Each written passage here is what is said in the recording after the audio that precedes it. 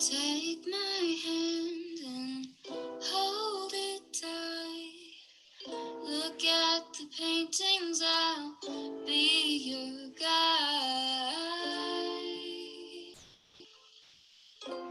Don't stop looking in my eyes. Are you cold? Do you want to sit down? I've been here a million times, so I know my way around. Don't stop looking at me now.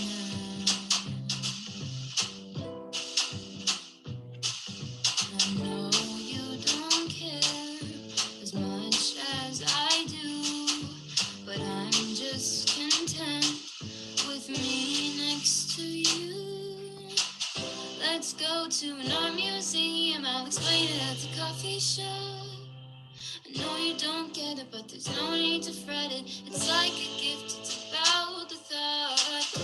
Monet might be too much and Van Gogh might take a while. Thank you for coming, I know that you're trying to do anything to make me smile.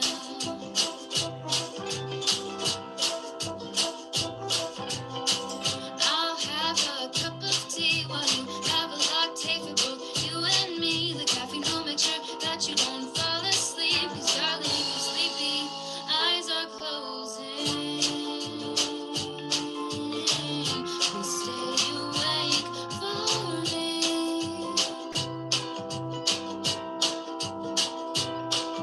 I know you wanna go, but please stay here with me.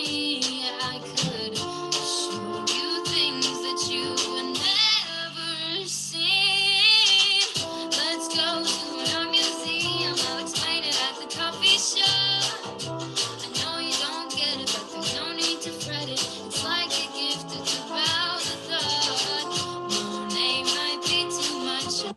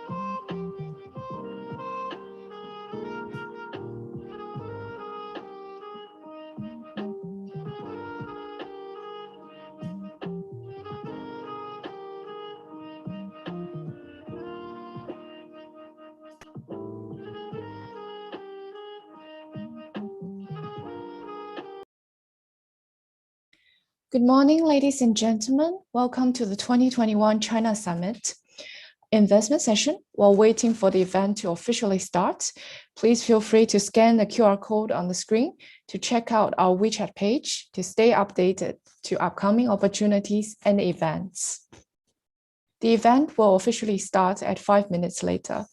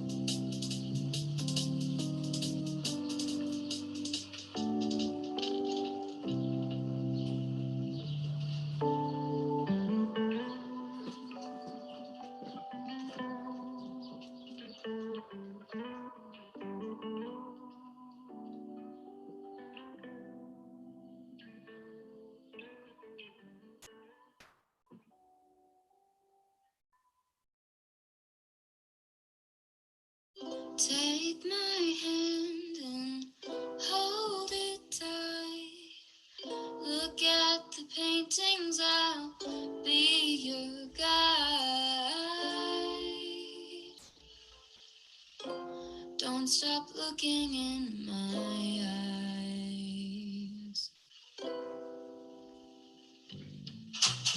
Are you cold? Do you want to sit down a bit? Distinguished guests, ladies and gentlemen, welcome to the 2021 China Summit. I'm Andrea, Vice President at Global China Connection of National University of Singapore, and I'm honored to be your MC for this session. On behalf of the organizing committee, we would like to express our heartfelt appreciation to all of you for joining the investment session. We hope the 2021 China Summit will be the platform for university students and young entrepreneurs to gain a more holistic understanding about the emerging China market. The 2021 China Summit consists of 3 sessions, namely General Finance, Investments, and Technology and Innovation. In each session, you'll hear from our distinguished speakers talking about exciting experiences and their insights that they would like to share. You can also scan the QR code here to check out the schedule for today and our full program booklet. And along the way, if you have any questions that come to your mind, please feel free to input them in a Q&A chat box. You can also follow the Zoom guide here on the slide. Your questions will be addressed in a panel discussion session later. If you're following our live WeChat channel, you can also send your questions in our WeChat group. Our organizing committee will consolidate your questions and send them to a Zoom session later. Without further ado, let's kickstart the session for this morning. Our session now is investment. For this session, it is our pleasure to have 4 brilliant distinguished speakers with us from various backgrounds to share with us their experiences and insights. Our first speaker is Mr. Huang Zhong, co-founder and CEO of the Asian Institute of Financial Sustainability. Mr. Huang is also a board member and senior vice president of MaxFlight, the largest flight simulation and virtual reality platform in the United States. Over to you, Mr. Huang. Thank you. Let me share my screen.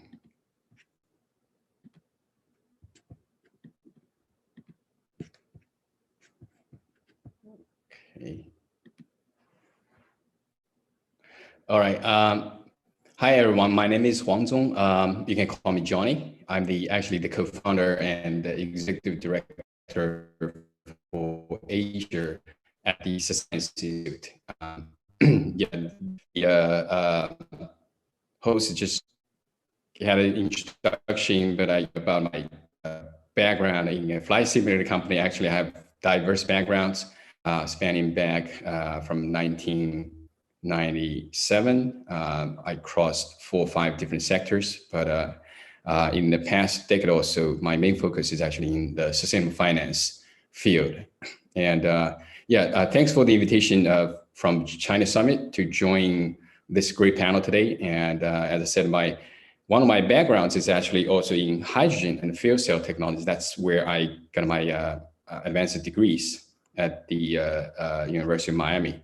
And I also had some backgrounds in innovation, education, investment, and sustainable finance. Currently, I'm splitting my time between China and the US. As you can see from my background, it's pitch dark outside. So I'm actually in Miami, Florida, in the United States. And I'm committing most of my time in sustainable finance consulting to various corporations, financial institutions, government agencies, as well as startups. So my subject today would be actually related to some of the work that have been done in the past 4 or 5 years, mainly in the climate tech venture capital field. So before getting started, I would like to take a note on what the pandemic has shown us. For what I would like, quote Professor Currenther from the Wharton School, basically said, well, taking a lesson from our flat-footed response to the coronavirus pandemic, we can no longer delay aggressive actions to halt and reverse what otherwise will be inevitable pandemic-like crisis arising from the climate change. So it's not just me and my colleagues at the Sustainable Finance Institute, who been studying and doing sustainable investing for years, had the feeling that the pandemic and the climate change somehow related.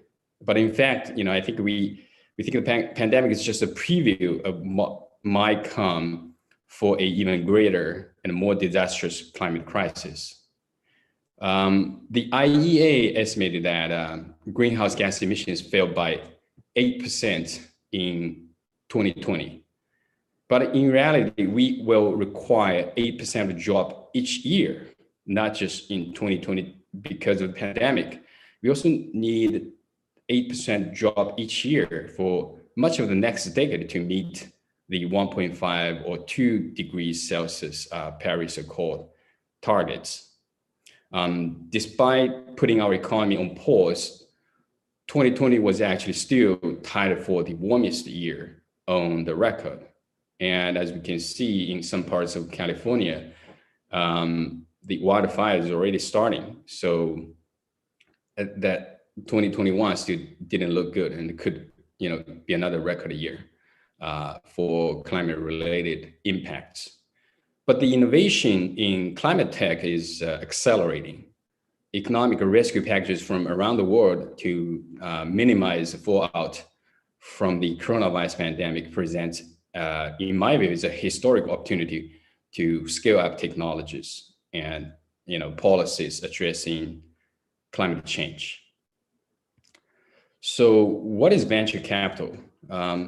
Venture capital is basically a mechanism where investors support entrepreneurial talent by providing finance and business skills in order to obtain some long-term capital gains by exploiting some unique market opportunities.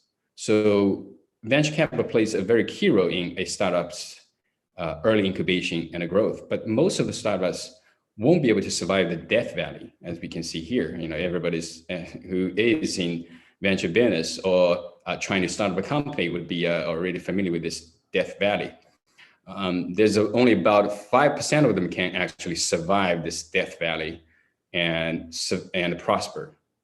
The death valley curve is an expression used by the venture capitalists to describe the critical initial phase of a startup company. And during this period, most startup companies must operate without any existing revenue because they don't have a product yet, they don't have a service yet. So they rely on their initial invested capital. The capital is coming from various sources, the entrepreneur itself. And if he's good enough, he can convince investors, and the investor could put in money, and sometimes it's friends. So either way, they have to rely on some external or existing revenue to go through this, non-revenue generation period of time. Surviving the death valley curve means beginning to generate sufficient revenue to become self-sustainable, and before the initial invested capital runs dry. So, So how the venture capital, what are the structures of the venture capital? They're actually strikingly similar. The founders of the VC firm are conventionally called general partners or GPs, and the investors they target are conventionally called limited partners or LPs. LPs can be high net worth individuals or could be family offices, foundations, big corporations, and university endowments. In the case of, in the United States, a lot of universities have their own endowment funds. And then you have government pension funds or corporate funds, and even funds of funds. So that's where you have those, limited partners or LPs providing the funding or the funds to the capital firm. The fund management company is usually incorporated as an LLC or limited liability corporation in the place where partners are physically located or where they operate.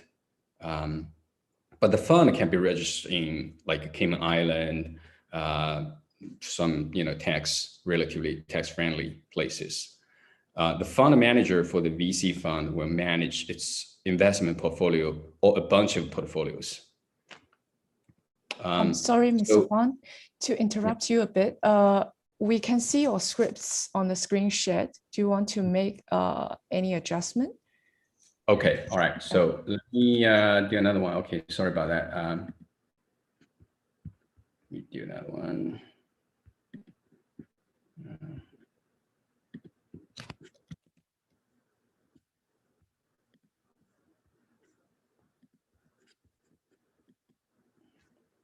How about now? Yeah, all good. Okay, all right. So let's look at the areas that require significant decarbonization efforts. Basically, there are about 4 or 5 major greenhouse gas emission sectors: the electricity generation, the commercial and residential buildings, transportation, industry, and agriculture sectors. Actually, there's one more, but it's not significant yet, but it could be significant in the future. Electricity and buildings together generate about 39% of emissions in the US. And this basically signifies the importance and the great potentials of climate tech these opportunities. And the areas of innovation in the energy sector would be renewables, and mostly increase the adoption of wind, solar energies, which most of countries and regions are doing already. And also renewables include hydrogen, biofuels, especially in developing markets. And then you have building energy efficiencies, including other efficiency technologies from like the industry sectors. And basically, mostly it's building related. And then you have energy storage, which is to develop energy storage technology to allow for renewables, adaptation at mass scale. And this is the storage is mainly to solve renewable energies intermittency problem. The wind doesn't blow all the time, the sun doesn't shine all the time, so you need a storage to to flatten out the demand curve. And then you have smart grid. And the more renewable energies you put into the grid, actually, the difficulty the grid is to run. So you need the smart grid operation to basically optimize the energy loads, especially during the peak demand. And we have some companies, and I'll using some examples. So I actually like, in the energy sector, I like at least 4 different companies. And one is a Zola Electric, which is a company that serves mostly in Africa. And right now they serve 180,000. Last time I counted last week is about like 190,000 homes and businesses. What they provide is not only the infrastructure, but also a microfinance leasing program. So you could tie it to mobile money payment to make it easy as people willing to pay. The other one is called a Spark Fund, and they are in the energy efficiency business. And this is more like a energy efficiency product as a service. So pretty much like Salesforce in the software business, it's on a demand. But the same goes, their business model is very unique. They basically collect the data on a building, and then the customers can select a whole bunch of systems that they would like to use. For example, the lightings, the heating, the cooling, and the monitoring and the controls, and the electrical vehicle charging. So customers can choose a portfolio of what product they can choose, and then Spark Fund will install and monitor the hardwares and the software and the systems, and they also take care of maintenance. The only thing you need to do is to pay on a monthly basis or a subscription based. So that's another company that attract a lot of eyeballs in not too distant future. And actually they already attract very good funding. And in the energy storage business, there's this called Form Energy. And their core competence is actually in their battery technology. Their battery technologies across air battery system, which can provide up to about 150 hours of energy storage. And now put that in perspective, nowadays, the lithium-ion battery can store more or less about 4 to 6 hours of electricity to supply for house or for necessary usage. So that's basically a leap. 150 hours can last almost a week. And the team is also very interesting. And the team is actually behind Tesla's Powerwall storage brand. So, they have the experience supplying energy storage. The other one, which is pretty famous, is called Leap in the smart grid. They are basically, Leap is basically a marketplace that allows distributed energy resources such as electric vehicles, rooftop solar panels, etc., to be connected to the grid and participate in the energy market. It allows those devices to bidirectionally connect to the grid. So when the EVs require the charging, and then the grid has a balance, they charge the EV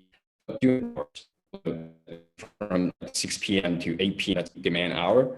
The EVs actually will feed back the grid, the power. So it's bi-directional. And Leap basically create this kind of online marketplace, allow you actually charge the EVs with lower price energy and then send it back when the price is high. So, the EV electric vehicle owners would make money off of it. So that's a very interesting business concept. Now, in the transportation sector, transportation is the second largest greenhouse gas emitters in the US. Each country is different, but in the US it's the second. And it has about 28% share of total emissions.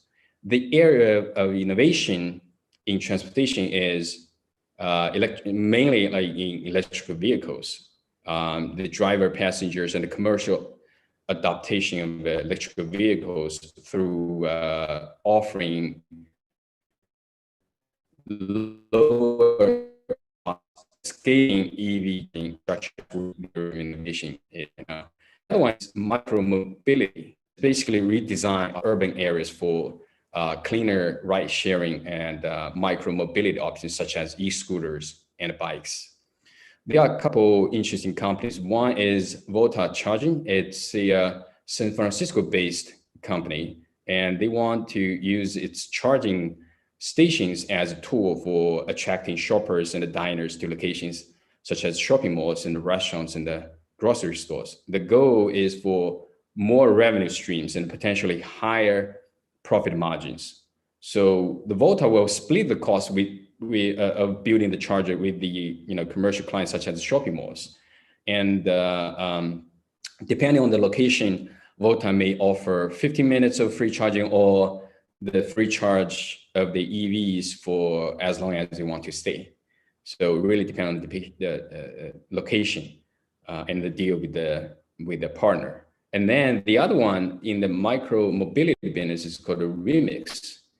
Remix is a web-hosted application for planning public transit system. It basically automates the process of route and the schedule scenario testing. So letting the planners, the city, public transportation planners, to draw routes on a map, and then you can immediately see a potential schedule and fleet requirements. This will save the cities millions of dollars of money. Otherwise, it would be wasted due to the efficiencies of in the transit system. The other area is the industry. Industry is the third largest greenhouse gas emitter with 22%. So it's fairly close to the transportation sector. The area of innovation would be including manufacturing, which is basically develop innovative processes and materials, which will require less energy and resources. And then in the chemicals, in the chemical industry or petrochemical industry would be decarbonize the current chemical supply chain. Basically most of them right now are derived from conventional fossil fuels. In the future, Some of them will be based on hydrogen, but not all of them will be, you have to totally abandon fossil fuel because the chemicals, organic chemicals, a lot of them still need carbon.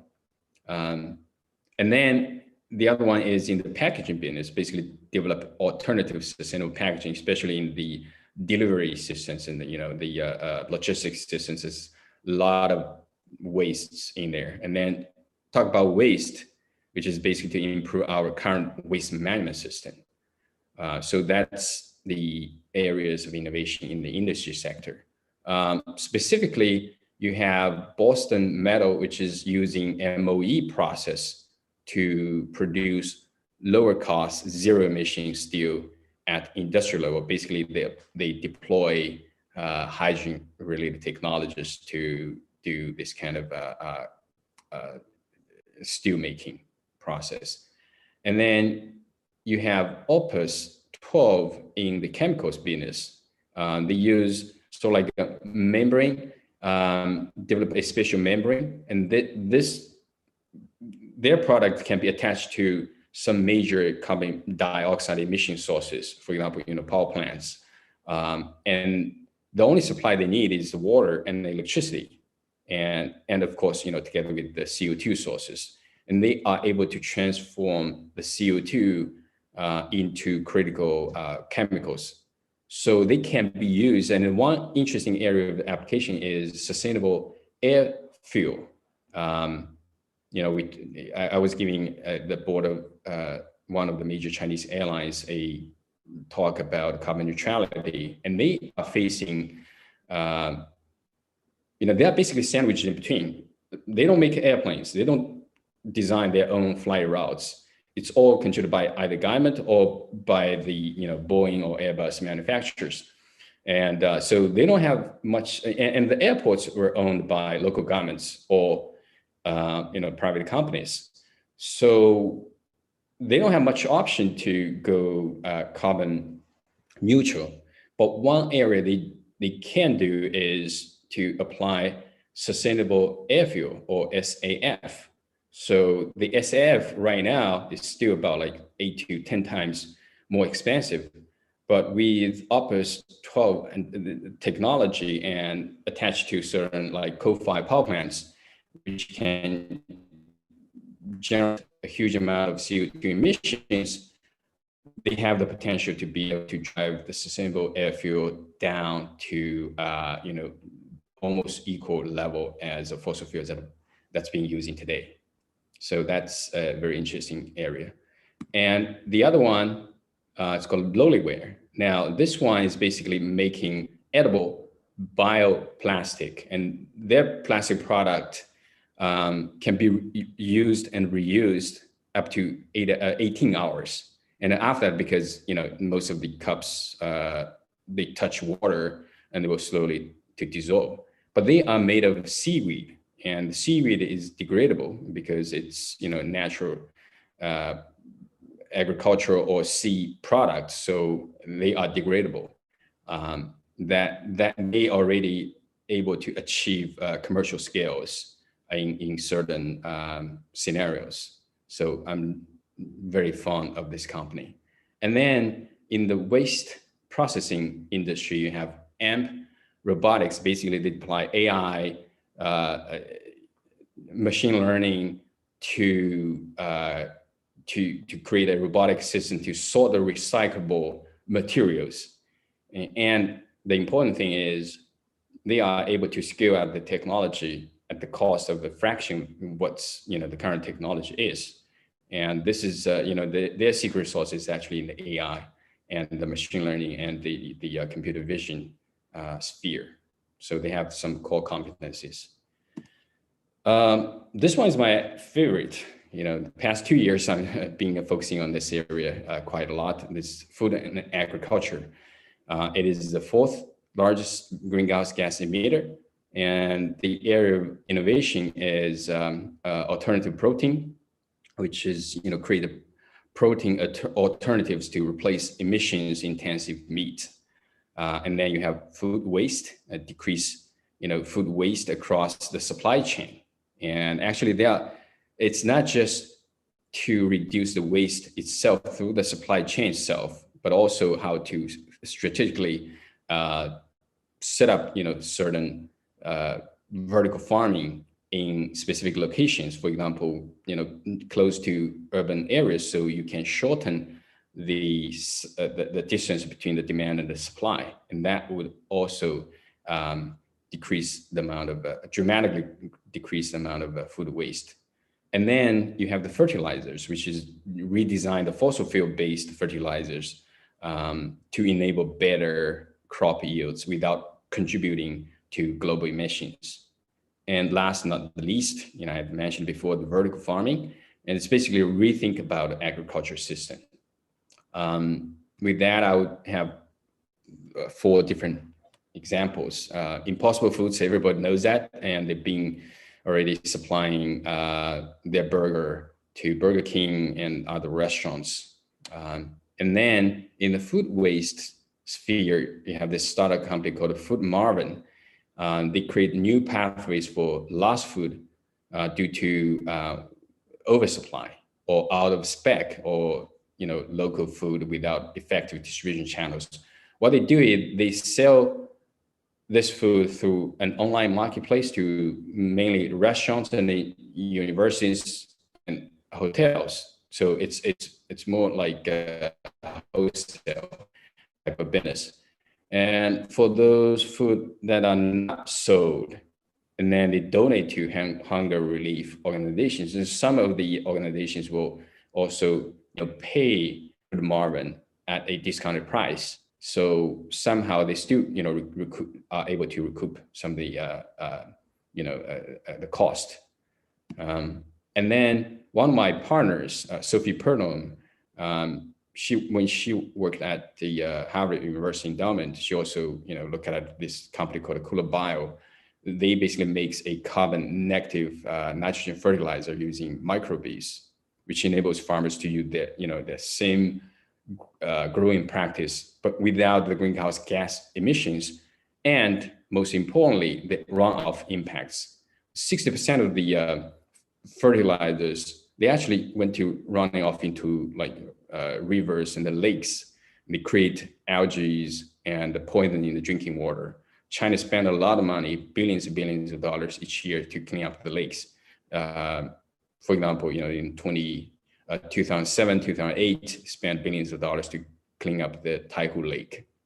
And this is, one of the major reasons is because the fertilizer runoffs. AeroFarm is in the business of vertical farming, and they are holding the record of a 70,000 square foot facility in Newark, which is the largest vertical farm in the world at this point. The other area, as I mentioned, if you calculate the numbers, the total of the above gas emissions is actually 99%. So where the other 1%, it's in the area of other, far-fetching but fast-growing areas such as carbon capture, utilization, and storage, CCUS, and climate data. And the CCUS is basically about carbon removal, and it will be necessary to keep global warming to a few degrees. And CCUS involves different types of technologies which can capture the CO2, which we just mentioned about OPUS 12. They are applying this kind of a technology, one section of the technologies, and they convert it to useful materials such as sustainable air fuel. And there are a lot of companies and startups in this field right now, and it's also one of the fastest growing climate tech area. But it's not commercially, if you factor all the costs,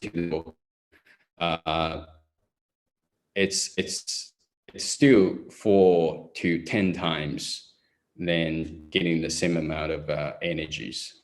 So not commercializable without government subsidies. And then you have this climate data business, which is better measurements, and the data will be essential to understanding our current climate in order to develop solutions to mitigate climate risks. For example, weather prediction technology to predict hailstorms, so farmers can reap the produce before the hailstorms hit, and therefore they can reduce agricultural losses to the farmers. So as a climate tech investor, I think we all need to develop a climate tech mental model. So what is a climate tech mental model? First is to understand it's basically, before taking steps to mitigate or adapt to climate change, we first need to gather information and generate insights about our planet and how it changes from emissions. Once you understand it, then the next step is to mitigate it. It's basically, the tech, and therefore, should receive the, the bulk share of climate capital allocation is related to mitigation. And if you cannot mitigate it, and then you have to deal with it, the climate problems that are past the point of mitigation, and then we need to adapt to it. For example, a resilient infrastructure for city to build up climate resilience. So that's, as an investor or as a startup or entrepreneur, you also need to have this kind of climate tech mental model. Now, luckily, climate sphere has some tailwinds. The corporations, when we talk about Fortune 500 companies, more than 300 of companies had made commitments to net zero before 2050. And they include big names, Amazon, Microsoft, Unilever. They all made major commitments. And probably, within 2 years, we're gonna see maybe 90% of the Fortune 500 companies make commitments. That's a big deal. And then you have specs, which is super hot. But it's last year and the first quarter of this year, it's cooling down a little bit, but it's still, attract a lot of eyeballs. And specs is actually a good fit for climate tech companies because climate tech is notoriously long-term investments and higher risks. But specs provide the climate tech startups a way to get funding at the critical early stages. And then you have favorable climate policies, not only in the EU, which is traditionally friendly to climate tech startups, but also China and the United States. You have the Biden administration, and so he held in April, you have the climate summit. And the last but not least, everybody feels the impact of climate change. So everyone's behavior is changing. The consumer's behavior is changing, the entrepreneur's behavior is changing, and the corporation's behavior has to adapt to it. And the government agencies also have to adapt to it. So with that, I would conclude my presentation. And again, this is my WeChat QR code. If you're interested to, welcome to add my WeChat and we can communicate from there. Thank you. All right, thank you, Mr. Huang, for your insights. So for the next 20 minutes, we'll have our second speaker for investment, Ms. Ravenna Chen, CEO of Two Star Malaysia and co-founder of Zhongyu Education. Prior to that, Ms. Chen headed the business development team at NextAI. So the topic of her speech is rebuilding the 6 dimensions of characteristic carriers. Let's welcome Ms. Chen.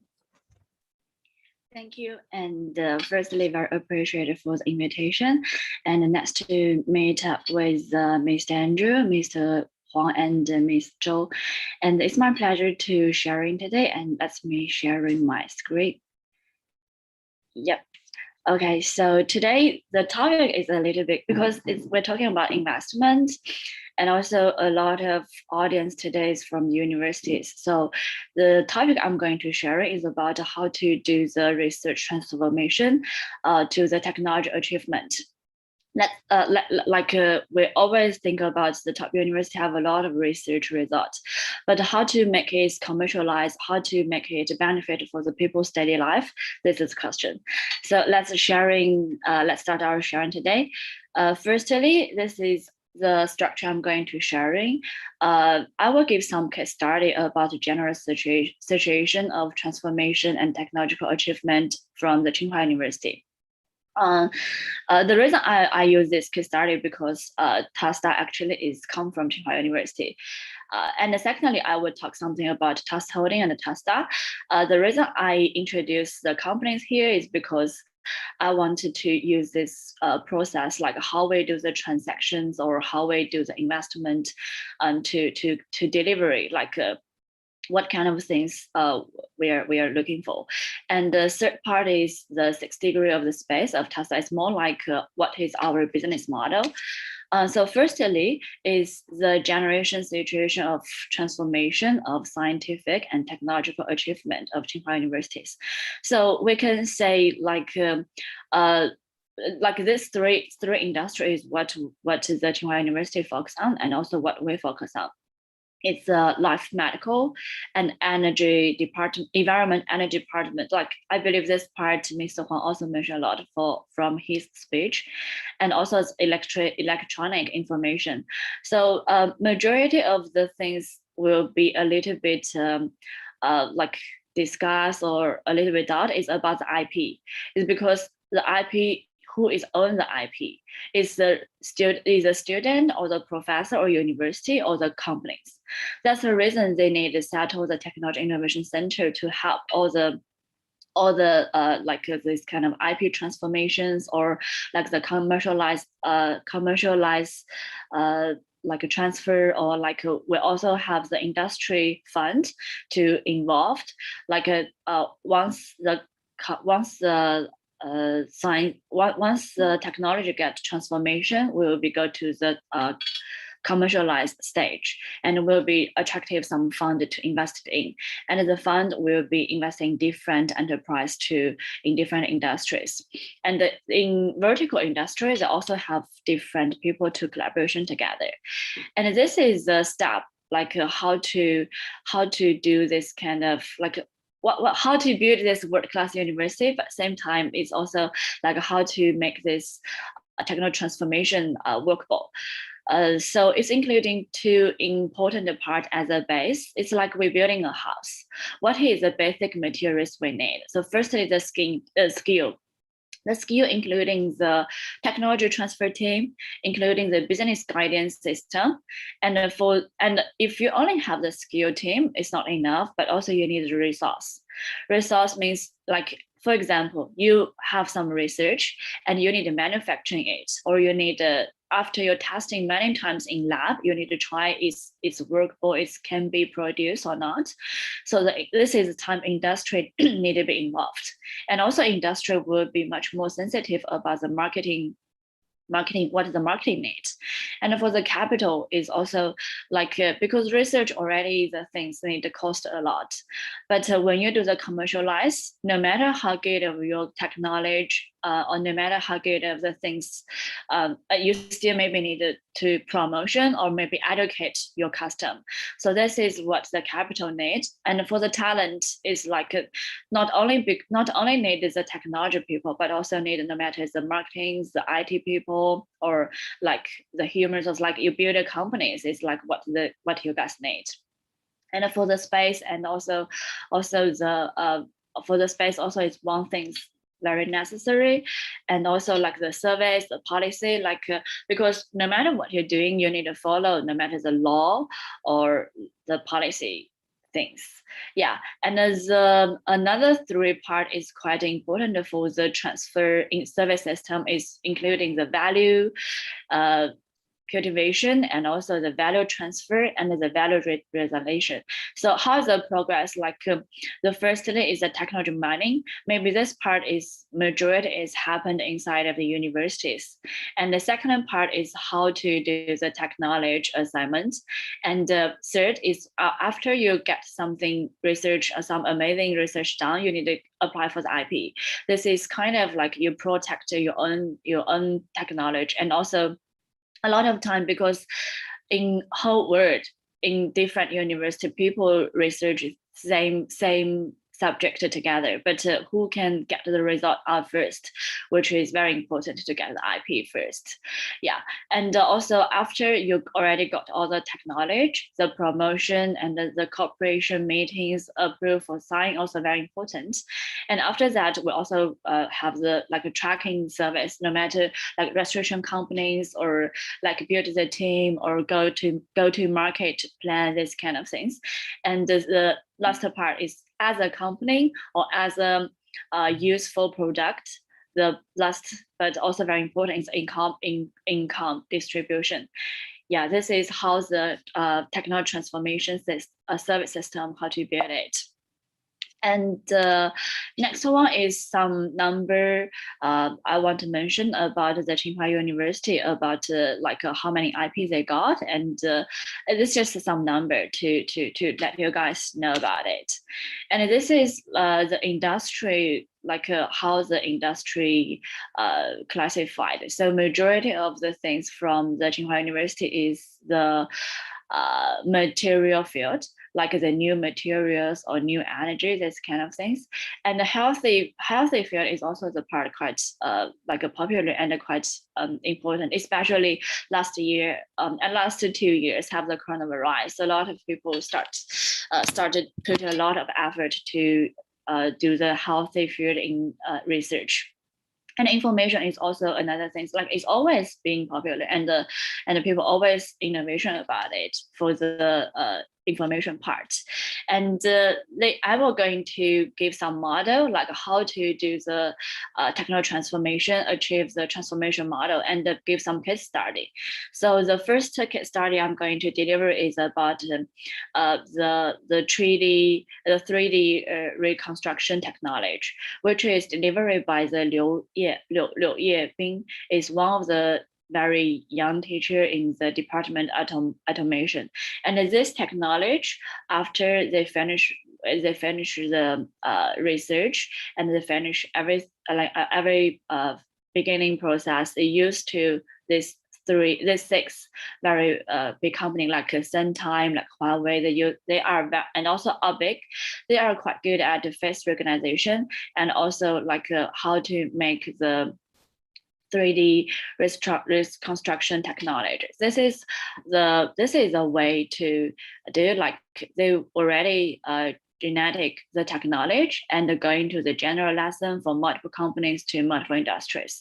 So it's more like after they get the research, they can give the rights or give the lesson to different companies in different industries, because it's very like it's very multiple useful.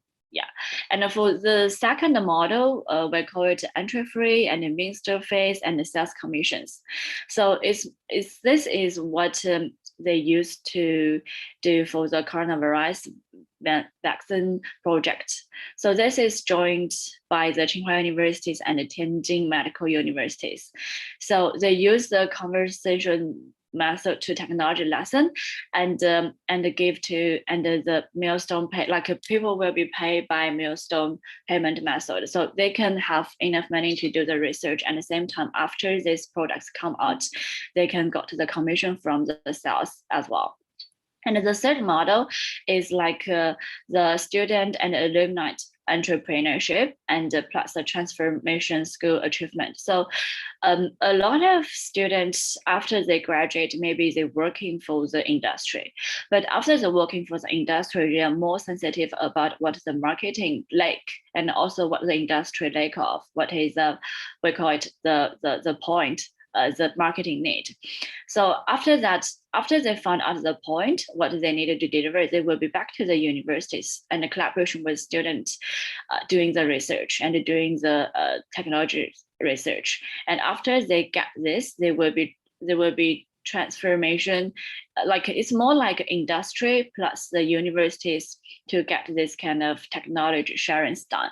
And the research team will be get the shares from technology companies. And the fourth model, we call it investment and also like you can merger and acquisition, and also the funder will be donation sum and the co-building the joint research institute.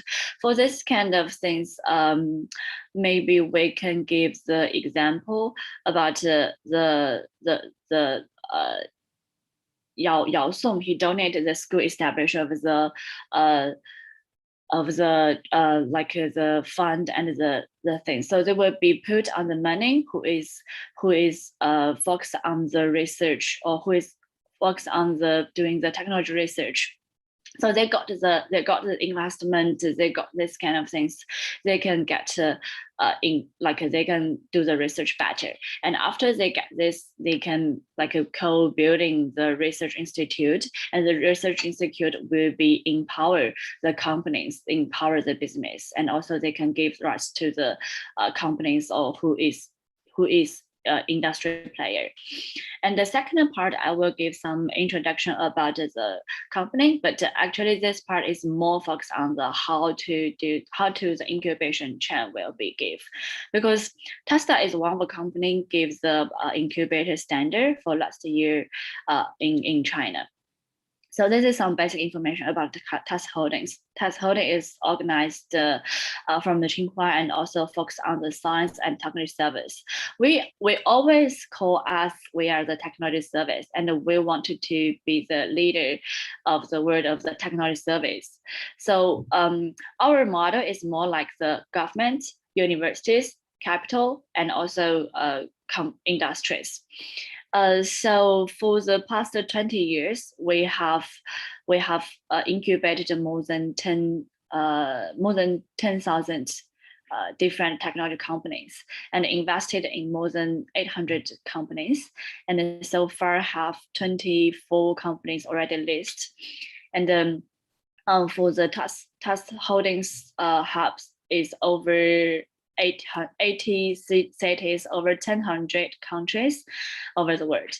So no matter where are you located, if you want to talk with us, we always have the local team to assistant with you. And this is what's the model. We call it multiple tree dimension, triple helix. So we call it, we have the innovation articles, and also the innovation subjects, and also innovation center, which is including the technology, industry, capital is what is the innovation itself. And the second part is the subject. So no matter what kind of technology you have, or no matter what industry you are in, or no matter how much you have, you still need a collaboration with the no matter the other enterprise to go to, no matter business collaboration or business matching. And the government always the government always quite support for the very advanced technology. And the university is a part collaboration with the research. And for the innovation career, including the part, like what we mentioned previously, the space, the service, and also the industry. Yeah. And this presentation later, I would like to sharing with the organizers. So if you guys want to know more or discuss more, we can have longer discuss later. This is what is the field, or what is the area we are focused on in different part. So for the technology industry, we have mainly five areas we are focused on: the energy saving and environmental protection, which is under this one have the for example, give the case study about last year the coronavirus, and in Wuhan, Huoshenshan, and all the medical medical crash, we're doing it.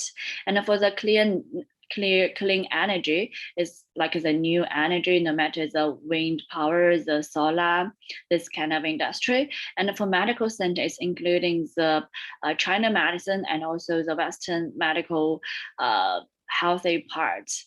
And for the digital transformation, which is one of the biggest area doing, is like the biggest IP, the online IP recognized website, the China Online. And for new theory, we also have some different companies to doing it. And for the science and technology park, it's including the incubation, science park, and the tech city. So for this part is more like we provide the space, and also inside of Tsinghua Science Park is our headquarters, which is located there. And after that, also have the financial part, like we have our OMVC, and at the same time have some industry capital collaboration with different vertical industry. This is like what the after you're doing the research, maybe have some vertical industry we can invest it in. And at the same time, also collaboration with other VCOP as well. Tasta is the TAS Holding is the parent company of Tasta. So Tasta is more focused on the incubation and investment part, especially the incubation part. This is how the like a technology transfer innovation center work.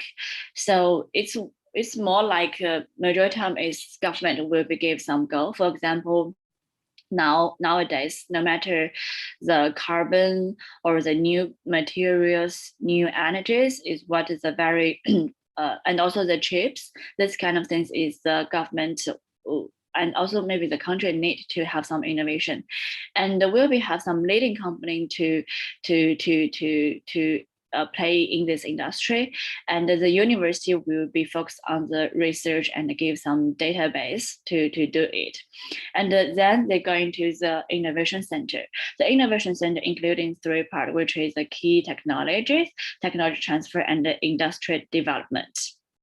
At the same time, after that, they will be finding out what the specific research project will be, and when after they find the different specific research project, will establish different startup or different companies, and after that innovation fund have 2. Like the first part, they will go into the innovation center is more like operating and also more like investing in research.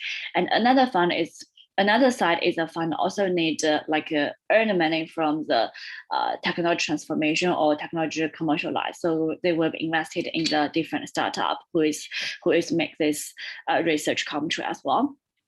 And this is also the because Tasta is already doing the incubation more than 20 years. We established at 1994. So for the past 20 years experience, this is what we we can say conclusion, or maybe like what we opinion about how to do the transformation, how to make the technology achievement. So it's also including 3 parts.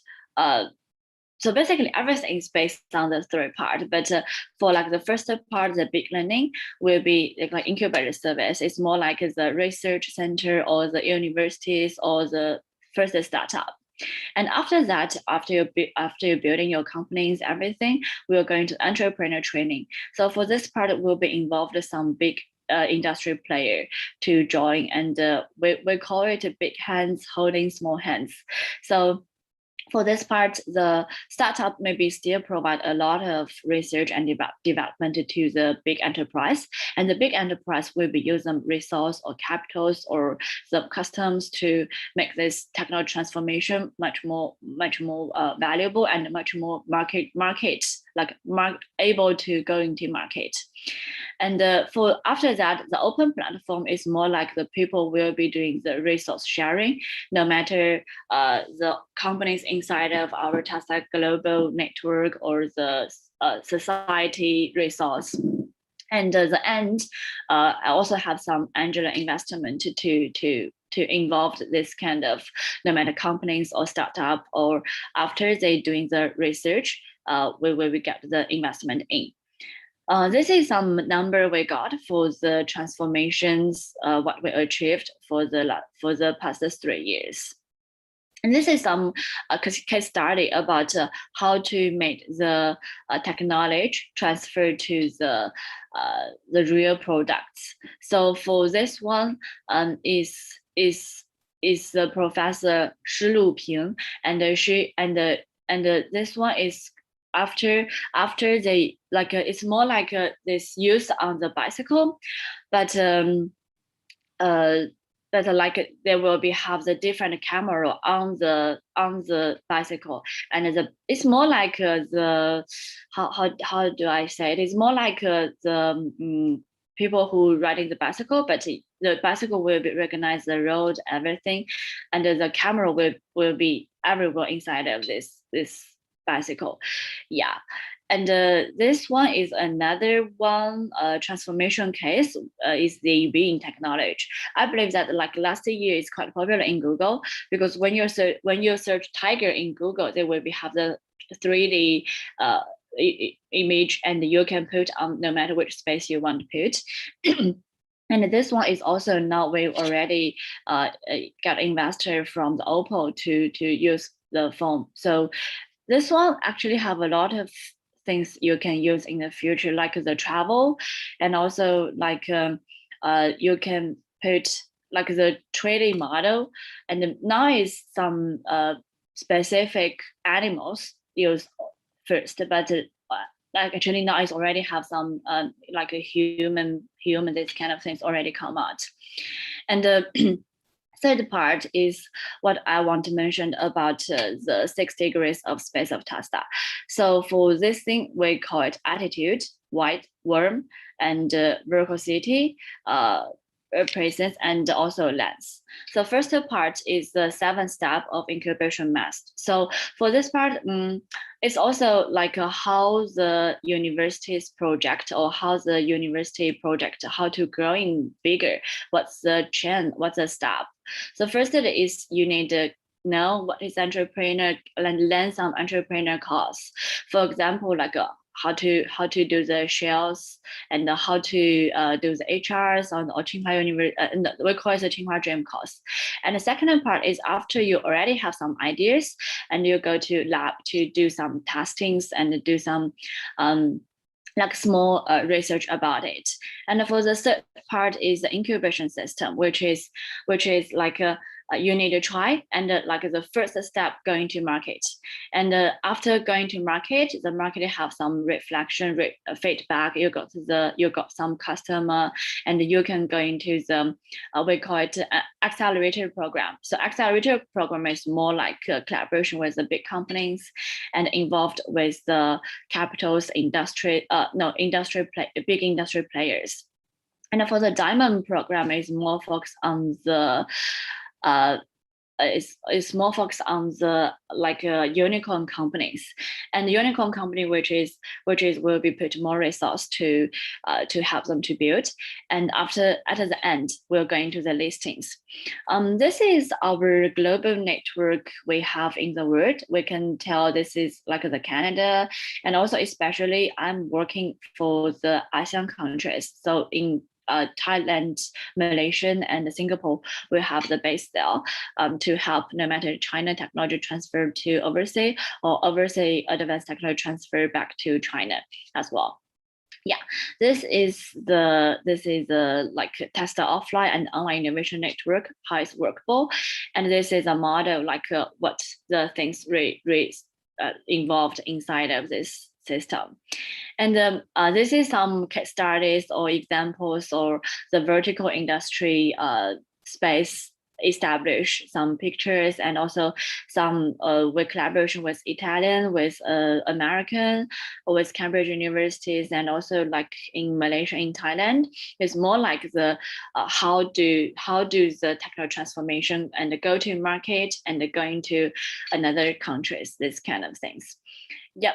And this is a platform. I also mentioned actually the whole thing is still around the 3 things in the beginning for the end. So the financial service, IP, the business service, legal, technology, Angela is all around the open platform to provide a service.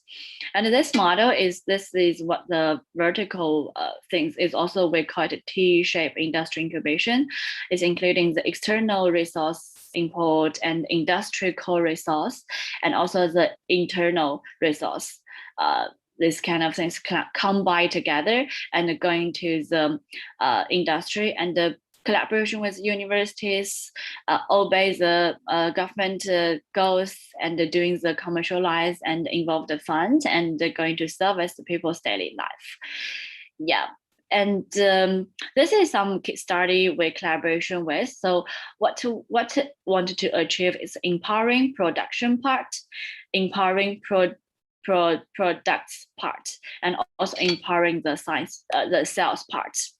It's more like the ecosystem building and also link a potential customer base. So this is some company with collaboration to have the technology transformation and also the accelerator program previously. And also here is some accelerator program we have, and also like industry incubator doing with different big enterprise to doing. Here still have some case study I want to deliver it, but since the time a little bit rushing, so maybe I just give the briefing first, and later we can have more discuss. So this is the project, like all the camera inside of this bus, they can always checking like what kind of function not going well. So like every single days after the bus driver stopped, they needed to checking every single details of the bus. But if they have these cameras, they can checking it easier, and also they always can get the data from that that materials is have problem not, and they can fix it as soon as possible, like fix it on time.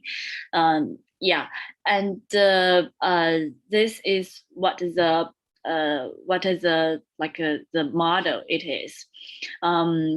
This is something like no matter we give the innovation competitions and also the workshops or the like discuss together. So no matter the universities or the industry players or the capital or people who's doing the innovation, since they can get more discuss about it. Yeah, this is some other project. These two gentlemen is who is very important for the whole progress, because the Professor May is also the founder of Task Holdings. Yeah, and this is how to do research about how to make people happiness, no matter from your heart, your brain, everything to for the psychology part, psychology and the physical part. Yeah. And this is like what they're doing for the no matter the variety and also the battle, and this is a logical network to because we also have the footprint system in the platform to matching with information with all the companies, like what kind of company they have the requirements, what kind of resource they want, what kind of industry, what kind of technology they might be need, and we will be linked with the network to matching with them to like achieve the problem they want to solving. And at the end is the QR code of Tasta and also the QR code of myself. So no matter like because the time is a very short, maybe later for the panel discuss we can deliver more information, and welcome you guys to add on my WeChat, and looking forward to talk to you guys more, discuss with you guys more. Yeah, so basically this is all my sharing for today, and thank you everyone to listening what I'm sharing. Yeah, thank you. Thank you, Ms. Chen, for your enlightening insights. We look forward to hearing about your further insights in the later panel discussion session. So to the audience, for now, we will have a 5-minute break. And if you haven't yet posted your questions in the Q&A tab, don't hesitate to voice out them. It would be a great opportunity to have our experienced speakers fulfill your curiosity. The rest of our speakers will resume their sharing at 10:15. And yeah.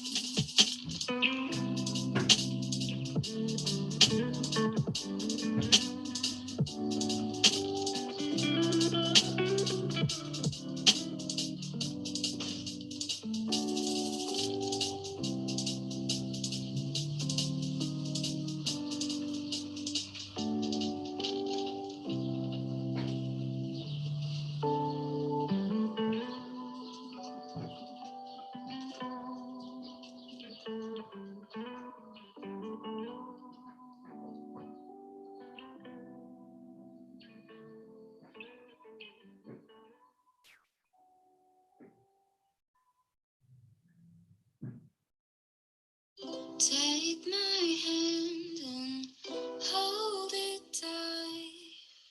Look at the paintings, I'll be your guide. Don't stop looking in my eyes. Are you cold? Do you want to sit down? I've been here a million times, so I know my way around. Don't stop looking at me now.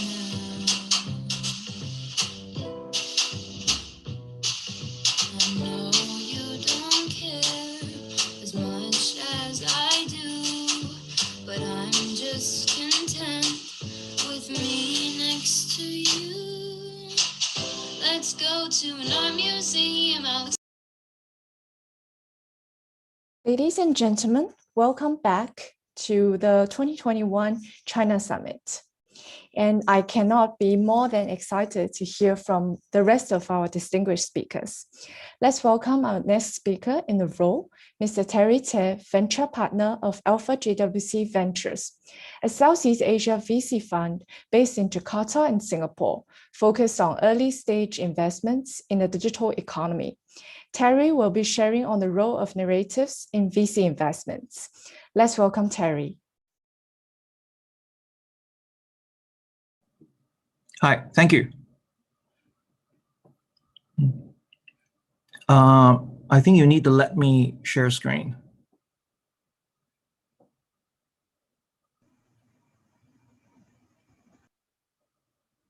Okay.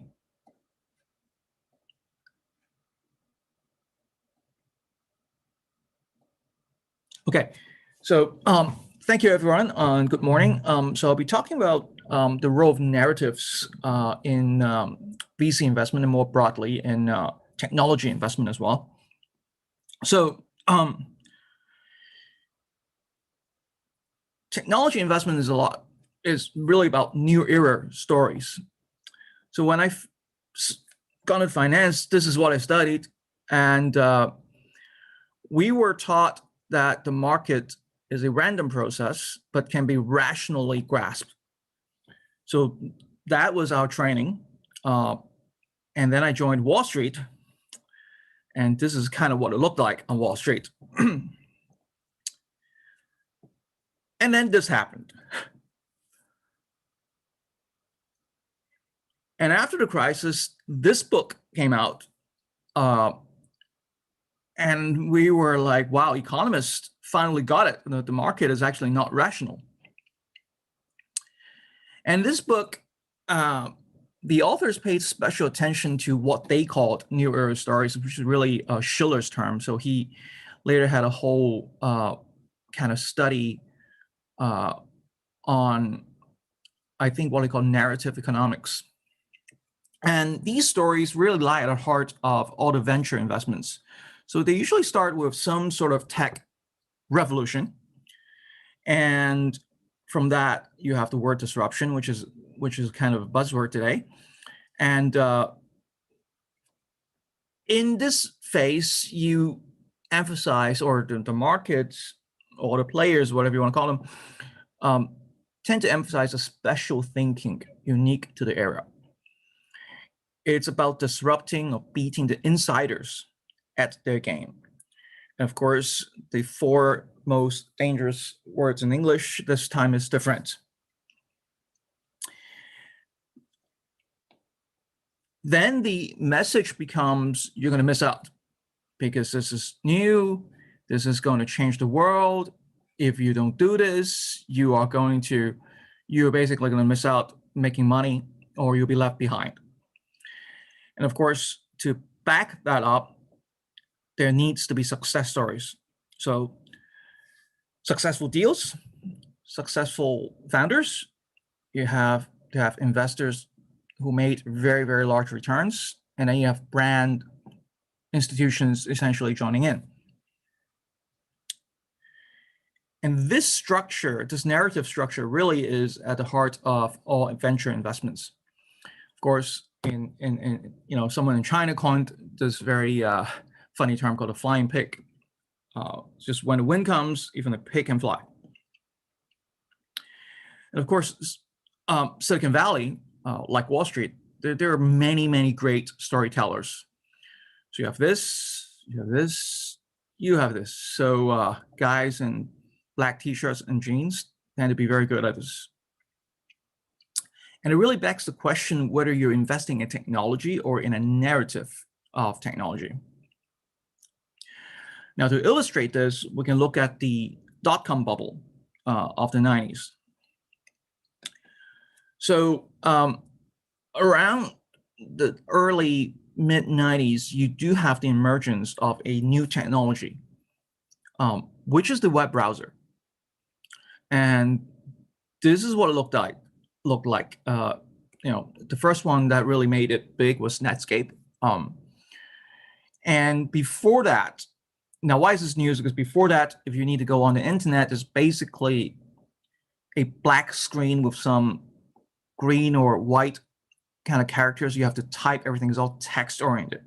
This kind of made it visual and brought the internet to the masses. And it's called the web back then.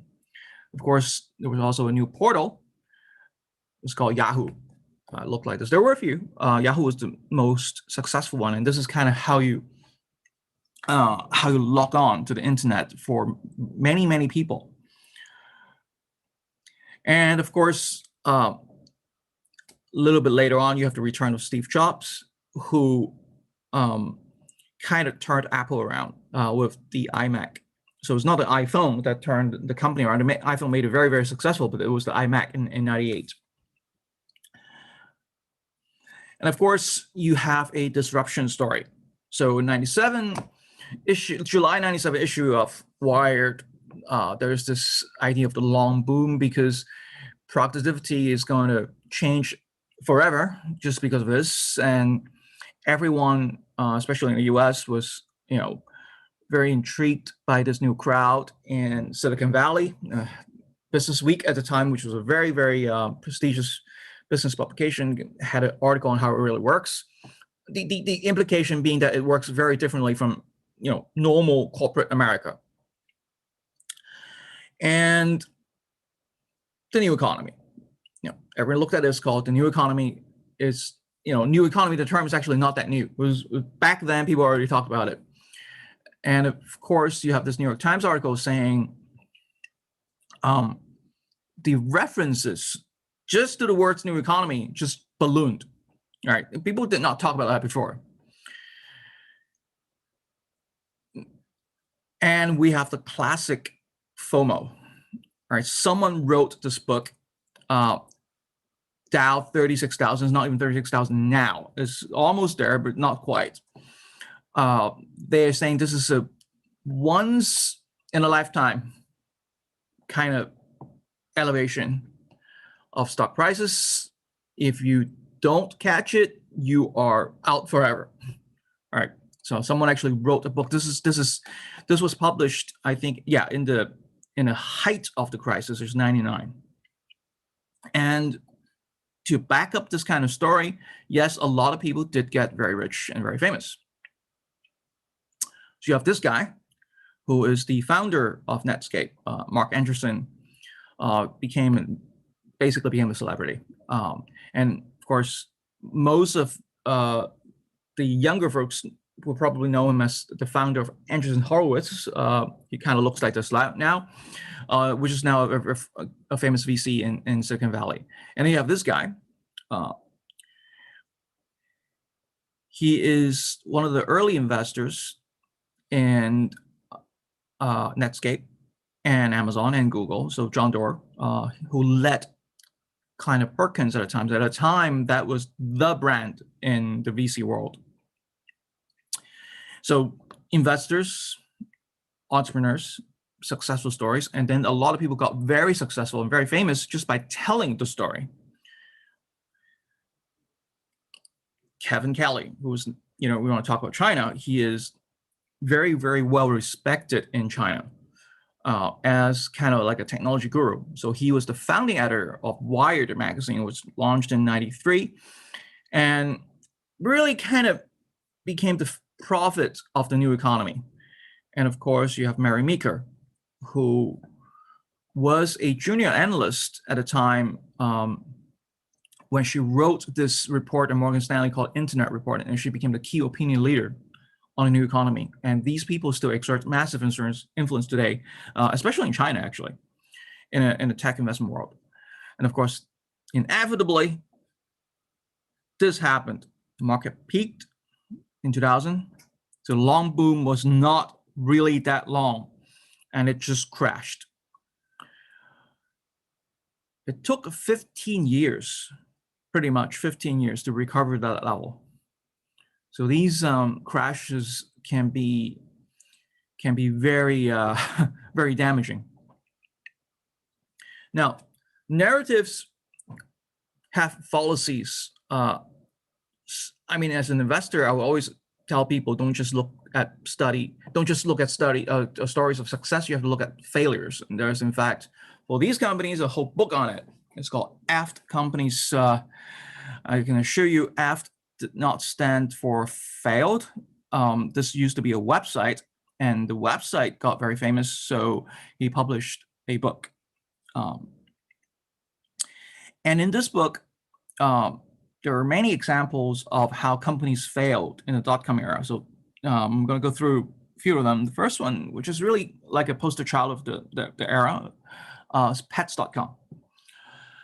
So they had a famous investor, which was Amazon. It's not an investment that Jeff Bezos today would like to talk about, I guess. But they were, I think, at one point they owned 30% of it. So it's about selling pet food online, basically. And they got famous because they spent millions and millions on the 1999 Macy's Thanksgiving Day Parade and the 2000 Super Bowl TV ad. Well, these were probably the most expensive ad space in America at the time. They actually got listed. I think the IPO was in February 2000. And of course, in the same year, they got liquidated because the bubble burst. The rumor was that the actual signpost of the pets.com, that kind of had a very fancy mechanical signpost that could turn around with, as a dog, and it was worth more than the rest of the company. So lesson learned, burning money is not a business model. The next one we look at, this is very interesting for, especially for China. So onlinechoice.com is basically group buying. It never got any traction raised 20 million, which is a lot of money at a time, employed 70 people, just could not get the discount economically working out for group buying. And it went bankrupt after the bubble in 2001. Now, curiously, the idea actually worked for Groupon and, of course, Pinduoduo. It's essentially the same idea. It's just that especially for Pinduoduo, you have the scale of China, and you have mobile internet. So the lesson learned is make sure you have a real value proposition. I love this picture because it is a great illustration of a value proposition that looks real but is not. It's basically a flashlight that would not turn on unless you have another flashlight shining on it. So it's obviously supposed to be a funny movie, but a lot of business models, when you really look into them, are like that. So that's, I think, a very important lesson.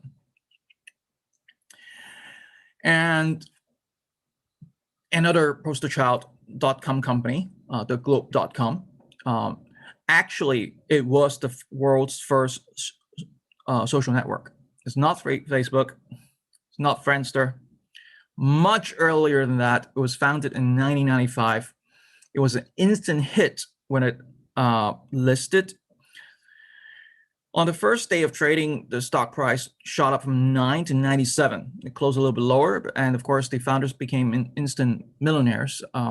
They were never able to generate profit, and the shares just became penny shares, and eventually they shut down in 2008. It's a little bit sad because if they were able to hang on a little bit longer, we may not have Facebook. They really kind of figured out all this stuff, but they were in many ways way too early, because back in the day, live streaming, sharing videos was just too inefficient. Internet speeds were nowhere near there today. And I guess the lesson learned is make sure you have enough money to fund your cool idea. Okay. Now, the tech story of the day, very much, I think, AI. And these are the books. If you read all of them, you may think this is coming. And of course, well, not exactly. The narrative fallacies of new technologies are actually, not that hard to pick apart if you look closely. Someone made a prediction that machines will be capable of doing anything a person can do in 20 years, and this was made in 1956. And then another one said, within a generation, the problem of creating AI will be substantially solved. This was 1967. And these are not two random Joe Schmoes. These were the pioneers of AI, and they still kind of got it wrong. Of course, in the bubble era, this was discussed again. Why the future doesn't need us meaning humanity, is an article by Bill Joy. This is in 2000, and Bill Joy is the creator of the Java programming language. So he knows something about computer science. Just let that sink in. Now, of course, another new era story today is cryptocurrencies. Has all the ingredients. You have disruption, you have a celebrity involvement, and then you have the biggest "are you missing out" kind of tagline. And when you talk about disruption, the myth is always that you can easily disrupt from the outside in. Musk, for example, he loves talking about first principles. So in his case, is the laws of physics.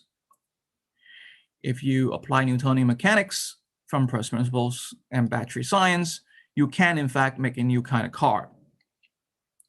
But if you take that and say, well, let's look at the first principles in terms of the nature of money, and you look at how money is basically created, you really have to ask yourself what kind of new thing you're creating. It is not just new money. And the lesson here is the laws of men are not as freely interpreted as the laws of nature. So these kinds of stories, you have to be very careful. And the third section here is how you really look beyond the narrative.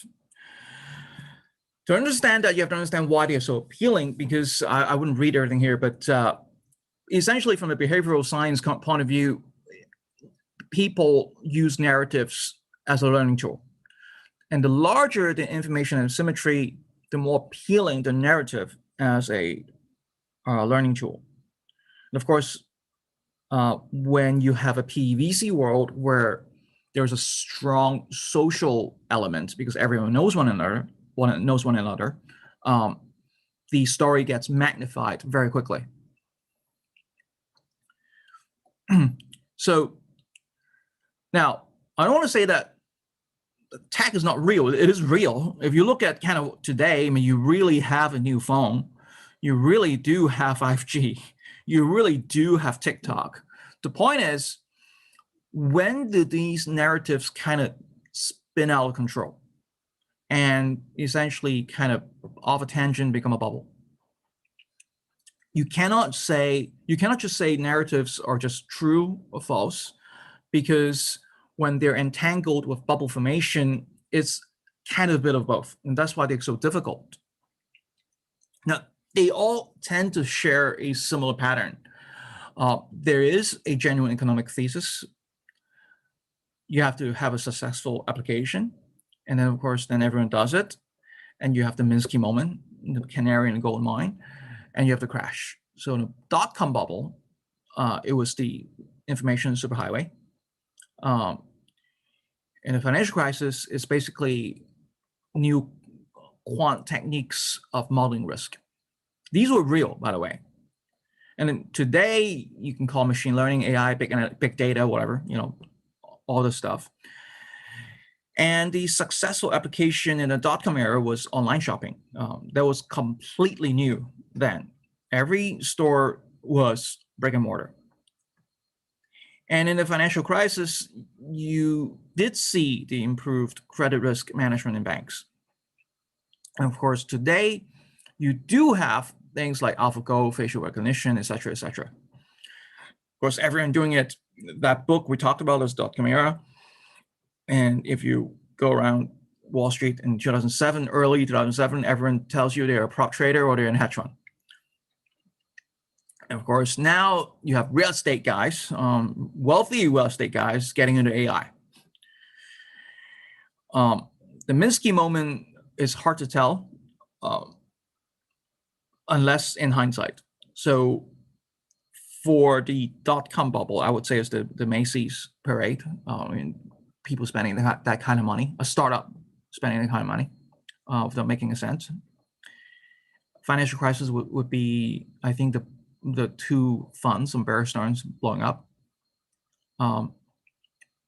Now, we don't know. The crash, of course, April 2000, the NASDAQ fell 25% in a week and then kind of went downhill from there. And then 2008, we all knew what happened. And now we kind of don't know. We kind of don't know. But I think it's just not too far. So the Minsky moment has financial reasons, but it often coincides with the fallacy of the narratives being exposed. So the financial structure of that, you can kind of look at Ray Dalio's analysis of debt is free online. The narrative, what I call the narrative fallacy, is really when you review that firms are not really that profitable doing what they claim to do. Or for example, you would discover that the cost of these AI breakthroughs are just too high. And of course, people overreact to it and you have a panic. leverage ratio, so how levered the market is, together with narrative fallacies, kind of determine the impact of the entire bubble. Of course, 08, it was a much bigger one than .com, because it was both highly levered, and the fallacy was extremely well hidden, because these fallacies were hidden essentially behind very esoteric mathematical models, and only specialists understood them. But when they blew up, no one kind of really knew what hit them. The .com bubble, there was not very much leverage, because it was essentially not a credit kind of crisis, but the fallacy kind of cracked when people found out these companies did not make that much money, or were not profitable at all. Oops, sorry. So the remedy to this is, don't just study business, economics, and the sciences. If you read only in English, look into Hamlet. It's a play within a play, something about narrative structure. Or you can read Dostoevsky. Nooks Underground is basically a first-person narrative written by a madman. And you only kind of because it's first person, you only kind of got it that is a madman, kind of as you progress. It really gives you the sense that the perspective is can completely skew the narrative. Now, even better, if you can read classical Chinese, basically all ancient histories were written that way. It's written in a multi-layered kind of structure, so that you're not just looking at one narrative or one narration. It will teach you something about how narration is being constructed. And lastly, I want to give you, a concluding thought. Reality does not always unfold in a linear fashion. So from machine learning to AlphaGo, it doesn't automatically lead to this. Who is fundraising and who is telling a story? Just remember that, and you probably can avoid a lot of these traps. So Frank, thanks very much. Thank you, Terry, for your sharing. And last but not least, let us welcome our last speaker for this session, Ms. Zhou, Executive Partner at Blue Elephant Capital. Since her appointment, she participated in the investing of over 20 projects in educational facilities, offering English tutoring, early education, adult education, AI, and influencer teacher training services. Ms. Zhou is going to navigate the startup landscape in China. Over to you, Ms. Zhou. Thank you. I had to say that I'm still enjoying Terry's speech. That's so much fun. Okay. Is my presentation playing? Yeah, all is good. Great. Thank you. So thank you everyone for sharing this beautiful Sunday morning with us. So today my topic is navigating the startup landscape in China. I'm not a specialist on this topic, just want to share with you where my thinking came from. So now I'm an edtech investor and translator of strategic books and whatsoever. But before that, I worked in 8 countries and regions before returning to China. Came from business training, but now in early stage investment. I moved back in 2018, and thanks to the COVID-19, I haven't been able to travel back home for 16 months now. In case that the audience is interested in working in China or either as an expat or as Chinese students returning to the market, I want to share with you my experience over the last 3 years and my view of the market in comparison with the Silicon Valley or with the US or any other market in the world. It's a very interesting market. So this is what I will try to cover if the time allows. So I want to talk about myself, my own experience of moving back to China. Even though I was educated in China and went to Tsinghua University and had a pretty strong alumni network there, it feels different. And I want to talk about foreign students or returning students or expats working for big tech firms versus startups, and about starting your own business in China or working for venture capital firms. So welcome back to China. And I moved back in 2018. Before that, I was in financial institutions, and one of my specialty was asset allocation or theme investing. Basically, we look at the world market and try to determine which geographic region or which industry has the most growth potential. Back then, it was quite clear that medtech, biotech, edtech, agri-tech will be the next big things in Chinese market, as well as in the entire East Asia. Now, looking back, I feel that we who graduated from top universities around the world has some sense of consensus on which is best, or which are the best or more profitable or more meaningful industries in the world. So as a result, over the last 3 years, most of my Asian classmates returning to Asia market went to medtech, biotech, edtech, and agri-tech. And the result differs. After 3 years trial period, it was quite clear that medtech and biotech actually got the fastest development in China. Edtech which is my sector, turned out about $8 billion companies, eight unicorns over the last few years, and another dozen billion-dollar companies, which surprised the world, but which also poked a government reaction. We'll talk about that later. It's a single industry topic. And in comparison, agri-tech didn't get developed at all. Like all the promising narratives that we got 3 years ago didn't work out in this particular market, and there were fundamental reasons for that. Climate tech, thank you for mentioning that in the earlier session, Mr. Zhong. It's just starting in China. Basically, to be more accurate, the market started around 6 months ago due to political motivations. So it's interesting to look back and think about what we see as promising industries in China versus what the reality turned out to be. Terry said very well about the narratives, and he asked the soul-searching question of, are we investing in tech or are we just investing in narratives?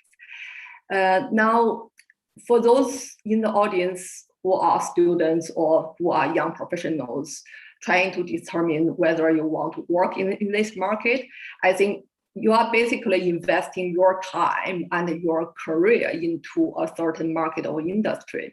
So it's critical to think like an investor and think which geographic region, which market, and which industry worth your time.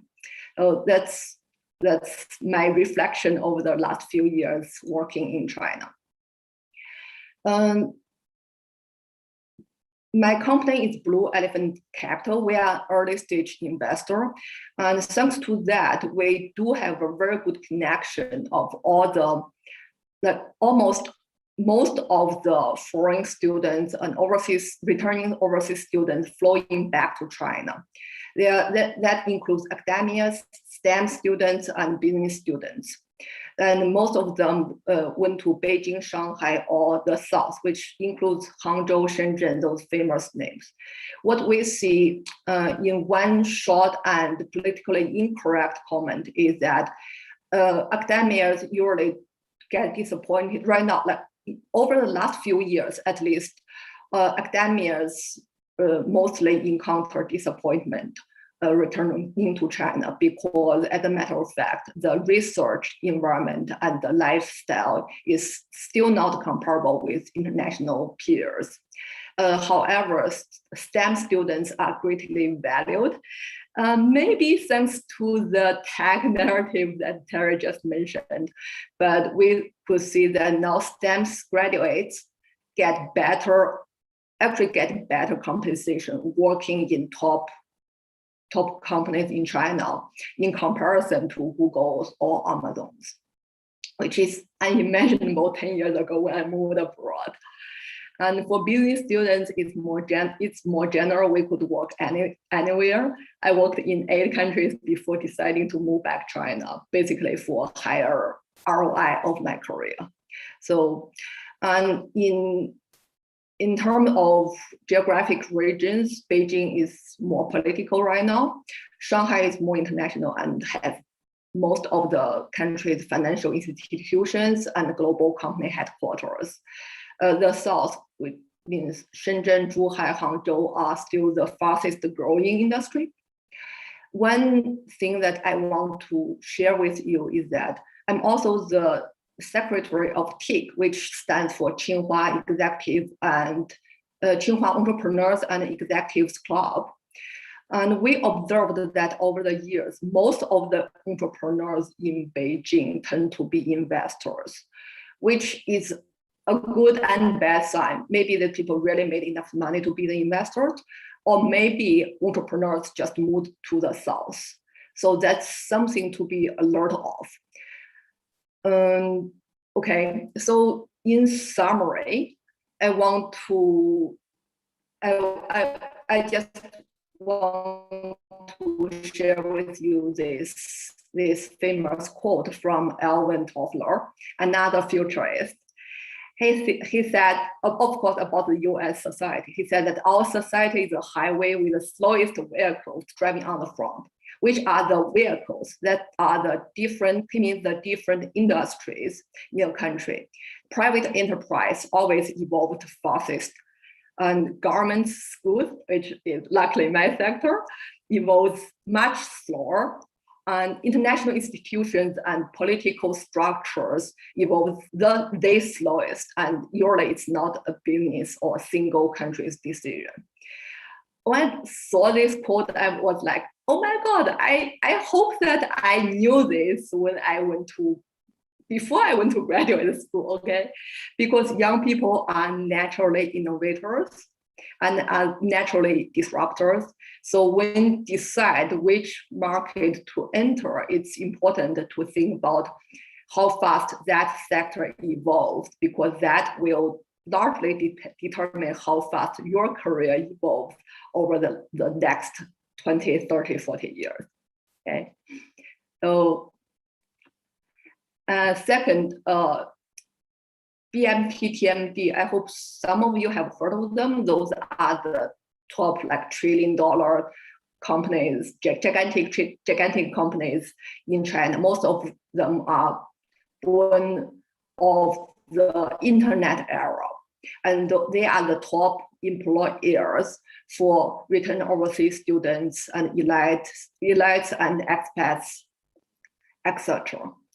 So one of the most frequent questions I received from elite school graduates is that whether should I work for big tech companies or should I start my own company? And I think in the current era, either you're from Tsinghua or INSEAD or Stanford, young people are encouraged to start their own startup. But one word I want to share with the young professionals and graduate students is that if you want to move back and work in China, the safest way is to work for big tech companies, because that provides a bridge back to the market, which is very different from the market that we were educated in. So you could always start your business, whether you are 30s or in your 70s. But when you first enter the Chinese market, which is different with the textbook and different with the Silicon Valley or whatsoever. It takes some time. It took myself around 2 years to really get used to the base language and etiquette and stopped making fun of myself. But I think 1 to 2 years is a necessary investment to bring yourself back to the Chinese market. Second topic is specialist versus generalist. Here I want to refer to the T-shaped or pie-shaped people that Ravenna just mentioned. So in our startup language, we think the specialist as an I shape because you are very strong in a vertical sector. We talk about the generalist, which like general management, sales, marketing, or people who just start their own business whatsoever. So those are generalists with multiple skills, but not very strong at any of the aspects. So we describe them as a level-shaped talent. So when Blue Elephant Capital invests in entrepreneurs, we got in really early. We got in even before the entrepreneur himself, him or herself, decided which company or which industry to start. We base our evaluation on the entrepreneurial spirit and on the past records of the entrepreneur. But generally, we hope the entrepreneur himself and his core team has at least a T-shaped talent structure, which means that you have the generalist, and if you have the generalist skills, and you have some specialty. And that is especially true for the founders. We learned that if the founder is a specialist, then the generalist skills can't be acquired because you don't even know enough to pick a good generalist as your partner. And it's different the other way around. If you're a generalist, you could usually hire specialists, but we prefer that the generalist founder have some specialty to at least recognize and pick good specialists. If a founder knows nothing about like basic coding or engineering culture, it is very rare for the founder for this founder to pick good people either as early employees or as co-founders. And okay, rolling forward to 2021, the world is different. And now the entire startup land is talking about pie-shaped people, which means that now it's no longer sufficient that you have one specialty. You have to have at least 2 specialties, preferably one in engineering and another in sales or marketing. It sounds great, right? I don't know which alphabet number they'll come back later, but for now we're talking about pie-shaped people, which means that developing multiple talents and developing general capacities has becoming more challenging for people who are working in the startup landscape in China. It's the same in the Silicon Valley or in the US. Like the world is becoming more fierce. Welcome. Okay. So now I want to continue about working for startups versus starting your own business. So I'm mostly surrounded with people who want to eventually start your own business. My suggestion is, like I said before, if you just return back to China, big tech companies is a great platform that could bridge you back to this market. Whether you were brought up in China or not, you need that bridging period. But if you definitely want to start your own business, I advise that you work for a reputable startup before jumping in and start your own business first. And in case of myself, I am the second partner of Blue Elephant Capital. We went through restructuring, which is basically like starting my own business here. But it took me about 1.5 years as a foreigner who speaks perfect Mandarin to get my work licenses, to get my company ready to hire myself, and blah, blah, blah. It's not as bad as H1B in the US, but it's actual cost for the company and for the entrepreneurs' attention. Right now, I found that the startup lifestyle in China is not as challenging as in previous years. I actually think that because startups founders are so desperate to recruit top talents, they provide better lifestyle so that they could compete with the big name companies for top talents. So now working for startups is not that challenging. The compensation is okay, the lifestyle is okay, but not the same for entrepreneurs. I think if I want to compare the lifestyle between entrepreneurs in Beijing or in China or in the US, I would put my money on the Chinese entrepreneurs because they still work 24-hour days, 7 days a week. Well, in the Silicon Valley, many entrepreneurs that I know could get off at 5 to walk their dogs. Of course, not all investors are happy about this. We have been debating whether it's a good thing or not. But the reality is that working startups is okay, but entrepreneurship is still an extreme sport in China. And we do hang out with entrepreneurs who do extreme sport here to work out the pressure. Okay, several findings I found from a recent book, Why Startup Fail, from Tom Elsenman from HBS, which I found very relevant to my daily work.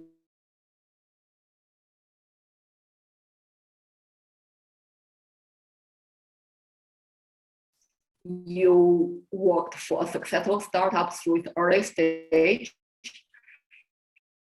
that will definitely increase your chance of starting a successful startup. But if you worked for a failed startup to whichever stage, that doesn't change your odds from the second try. So picking a startup that you think will succeed, which means at least will make it to the D round or make it to the acquisition, the experience and network you obtained through the will increase your chance of starting your own business higher.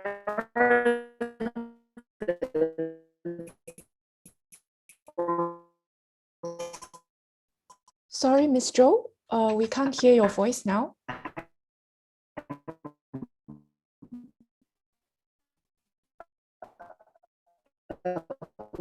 Hello, Ms. Zhou.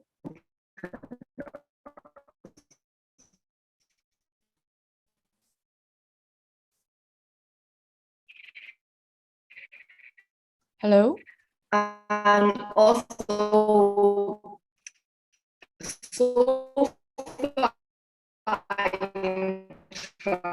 and now we talk about all the connection.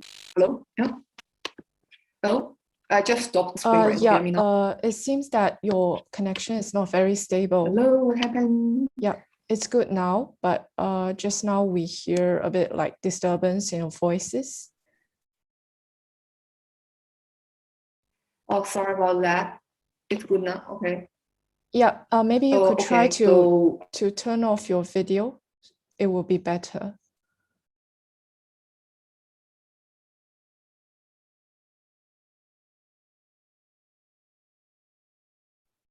Hello? Hello? Yeah, hello? Yeah, sorry. It's better now. Yeah. Okay, I reconnected. Let me try to share my slides again. And if it still doesn't work, let me interrupt me and I'll stop the screen sharing because I believe that is taking up a lot of connection capacity. Sure. Okay. Yeah. Okay, where are we? Why startup fails?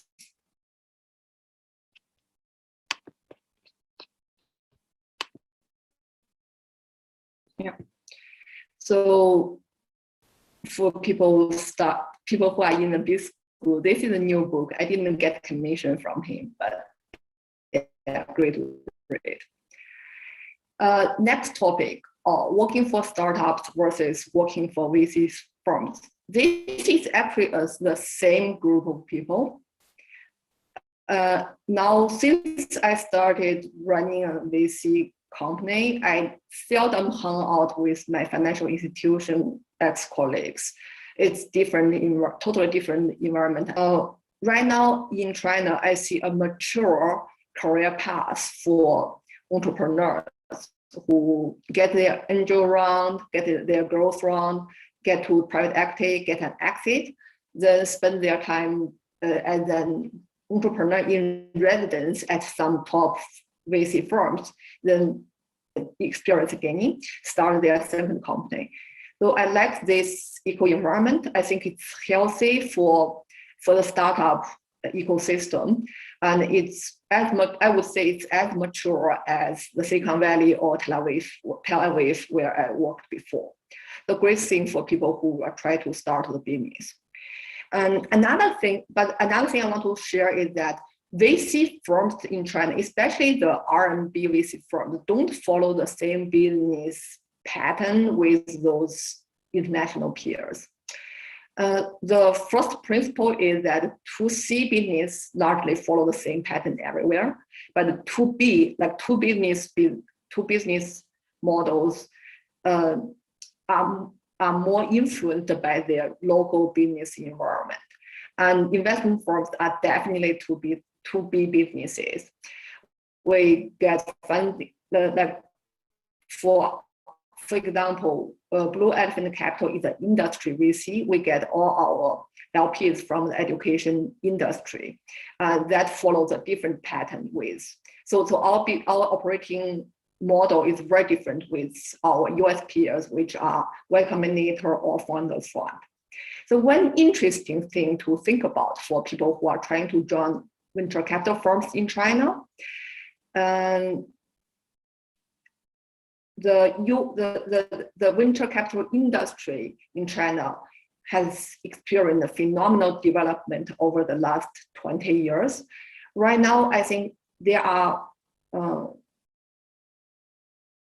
160,000 registered venture capital and PE firms in China, which is way more necessary. Like most of them shouldn't have been there.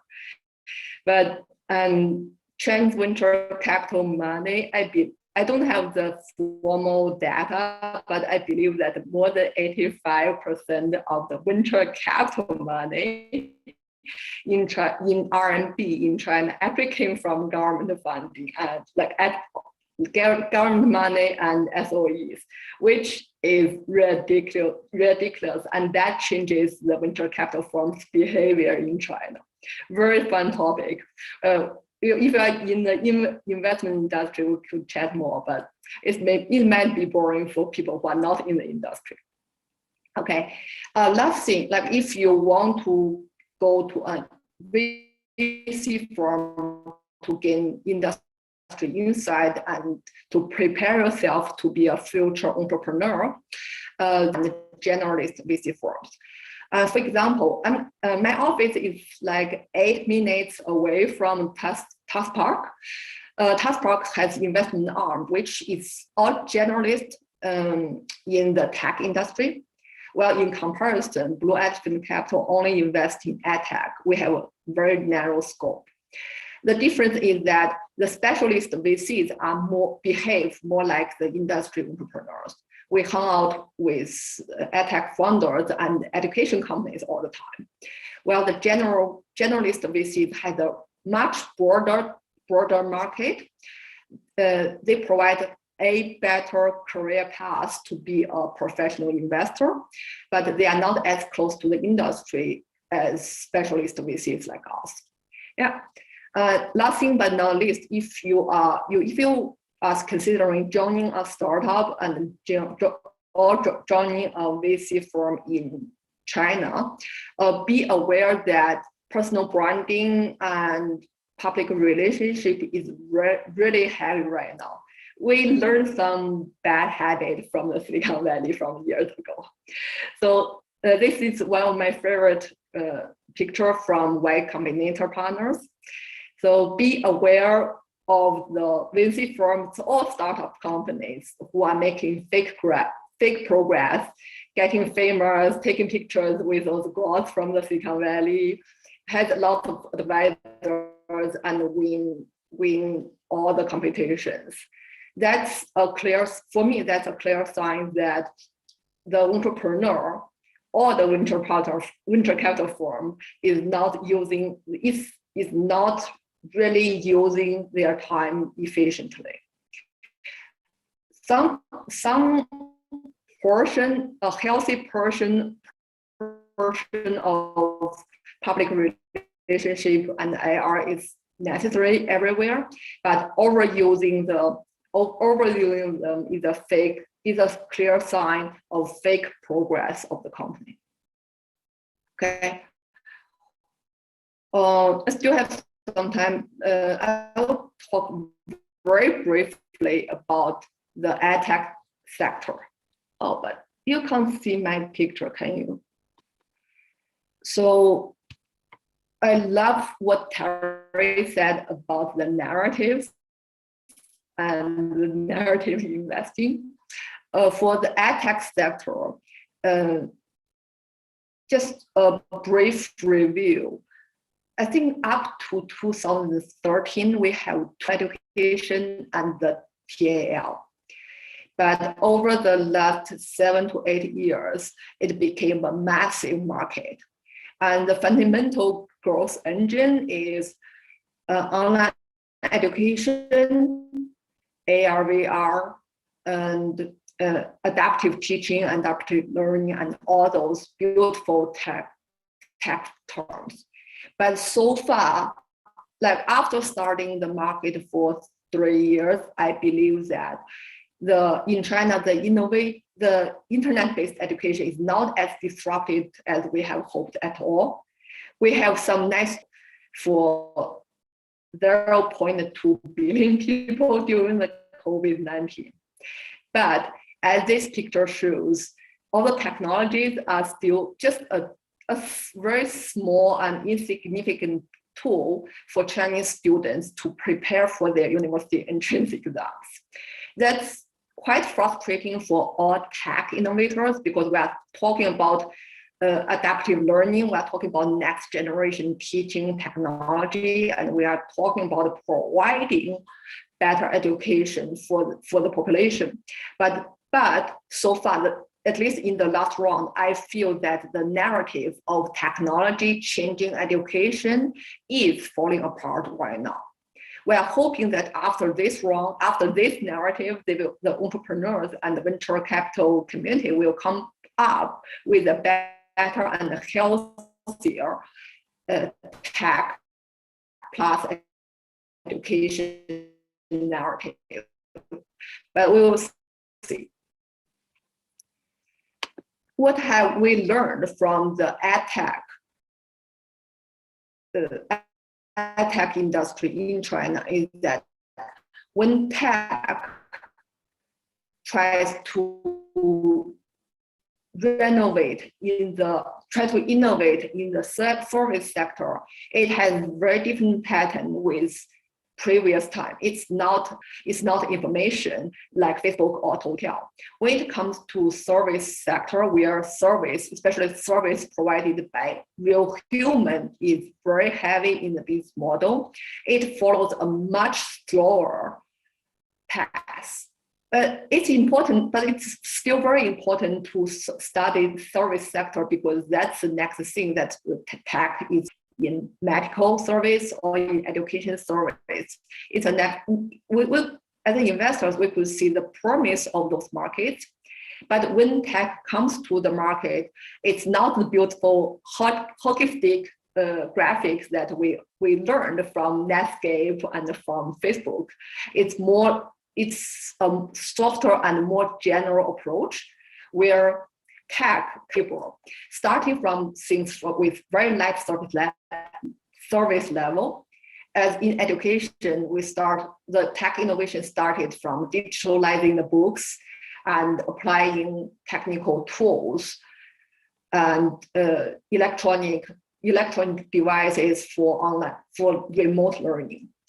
And they moved to online learning, where people figured out a way to combine tech with human labor. Now we have online classes which could host 5,000 students. And with the business has to provide the service as a mixture of AI teachers, real trained teachers, and real less trained teaching assistants. So this is how tech is slowly helping the service industry by mixing tech with human labor. And when it comes to heavy service like schools, where the labor of real human and very well educated human, I mean top educators and good teachers, tech is very difficult to get in, and it's a gradual progress right now. So I think this is true for all service-based sector. And in China, I talk more with medtech investors because those industries have similar features. Okay, so that's my 2 points sharing about advertisement time. We are very small venture capital firms in a very particular industry, which is edtech in China. By now, I think we are the only one in this market, which means something for starting your own business, right? And but we do get the best workplace for return overseas students award year after year, and we are trying to do all tech investors trying to do. We are trying to use tech to enable the Chinese education.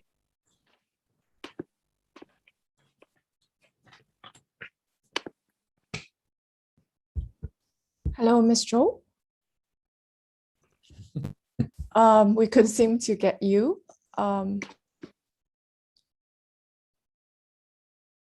It shows that you have ended your slide share. Do you just finished? Yes. Am I still online? I'm not sure.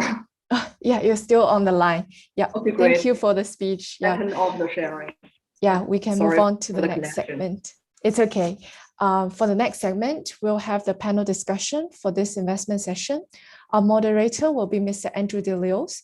He's professor and vice dean of MSc program at NUS Business School. He was also head of the Department of Strategy and Policy at NUS for 8 years.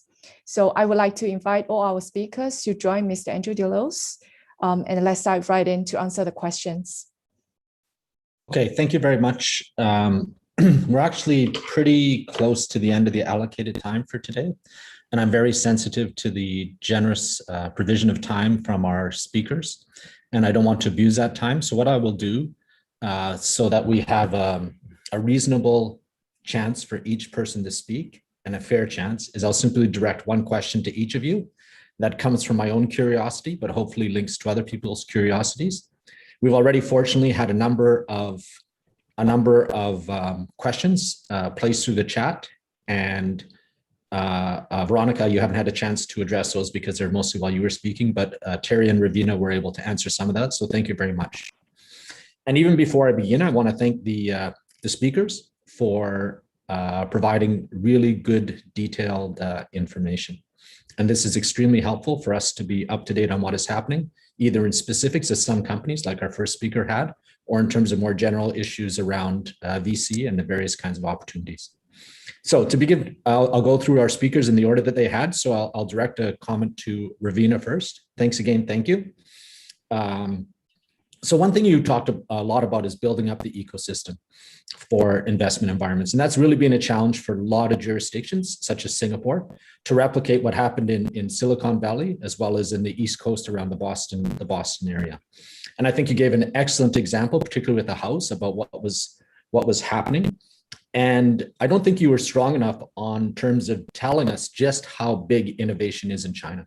And a lot of us don't really appreciate it in many ways. For example, the amount to spend on R&D in the big universities in China is equal to or exceeding that in the major universities in the US, right? And I'm talking about like Tsinghua, Beida, and so forth versus Stanford, MIT, and whatnot. The second thing is the number of patents as released by CNIPA is massive. And those will be going down in the future because they'll be tightening the ways, the rules under which patents are granted, but still there's been tremendous amount of patenting activity. And on a per capita basis, it's amongst the highest in the world. So certainly there's a great environment. So my question is very simple. Is there anything missing from this environment? And do you see it as being being developed? In other words, we need a good ecosystem for innovation and the growth of companies and so forth. Is it all there? Is everything there? Or is there anything really missing that needs to be developed in that so-called house that you presented to us? Okay, thank you for Mr. Andrew's question, and very nice to see you guys here. And it's my pleasure to attend this panel discussion. And I think for these questions, I have like a kind of same opinion with you. Like no matter the government or capitals, like especially for example in the new energy, the material and the chips, now the investor is super crazy. They just invested in the same industry and maybe hundreds of companies.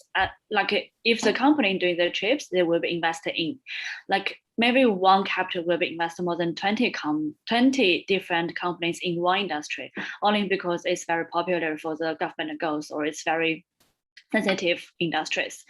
I think still have something missing for this part. Like nowadays, the investor is much more smart than previous. Like it's already not the time you only use the business proposal, you can get the investment. But at the same time, a lot of time people can get the research data and also get the investment, but not have the products yet. I think the testing or the MVP of the products is quite important to show. And at the same time, just like you also mentioned environment things, I agree with that. No matter what kind of company you're growing or what kind of things you want developing, the environment and the social responsibility is always the one part very important to keep it. And I also think like the investor not only looking forward, like not only looking for from the school, not only from the university, but also need looking from the industry.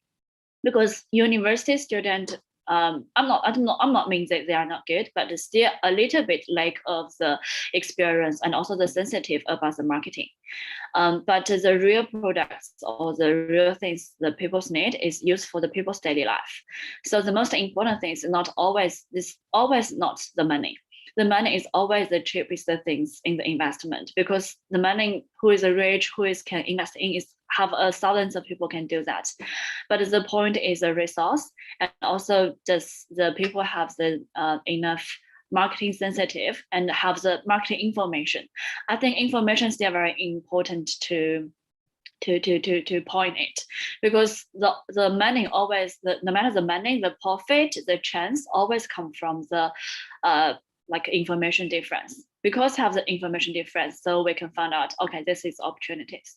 Yeah, and I think no matter how much to expand on the advanced technology is valued, because some research, some technology we are research today might be used later 20 years, but in the 20 years still have a lot of things development, and will be have the hardware will be collaboration with the software to develop into something maybe amazing.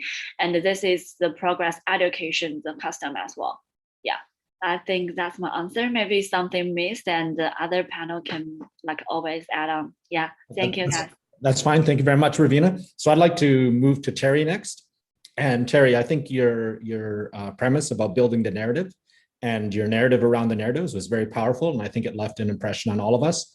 So thank you for that. And in fact, it's picking up on this sentiment that a lot of people feel this current bull run is close to running its course. But then, there's this idea that you can't stay out of markets because, you have to bear that kind of risk. But, there are ideas that there will be this so-called moment, as a Minsky moment, I think, where things do turn. And we just don't know what it is. It's kind of like almost like a a black swan event. Okay, so I think it's useful what you talked about, and I like how you grounded it in some, how can you say, some serious work on understanding investor sentiments and so forth. But the problem is, like, how do you swim against the tide? Speculation is extremely important. Investor sentiments are extremely important.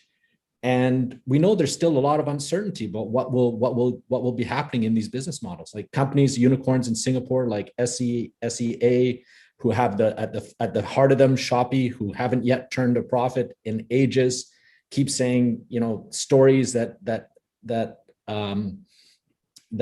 are premised on, no, we don't need to make money, we just need to crack the market or whatever, all these other kinds of measures of success.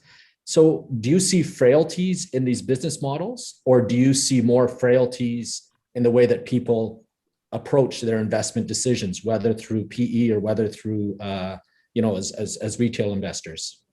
I think, wow, this is a really loaded question. There's many questions in one, actually. So I'll kind of look at it in three parts. First of all, the investors.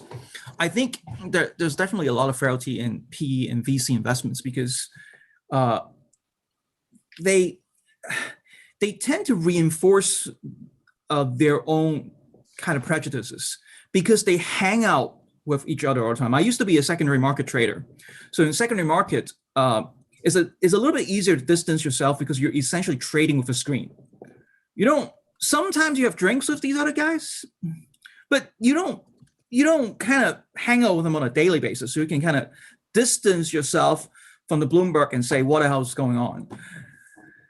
In PE and VC world, it's harder to do that because they socialize all the time.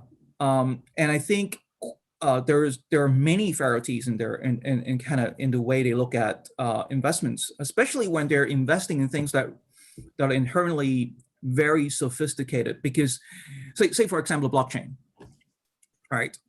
Blockchain is essentially math. We really want to understand that? Read a math book. But would you rather listen to some guy who tells you a really cool story about how decentralization is going to destroy the world? Yeah, most people go for the latter. So I think that part is definitely very fragile. And then if we go to the companies now, the larger startups, Grab, SEA, they are not, in my opinion, they're actually not as frail as the investors, because if they have a smart board and leadership, they can change the narrative. Look at Amazon. I was one of the first Amazon users back, like way back. Amazon was a bookstore. What is it now? It's AWS. It can slowly kind of change investor expectations, and I think that very much speaks to the art of the skill of the CFO, the CEO, and some of the board members who can steer the company away into a new narrative. That actually for a company is one of the most important things in risk management. Now, the earlier stage companies is a little bit harder to avoid that. They can do the same, and you hear this word called pivot.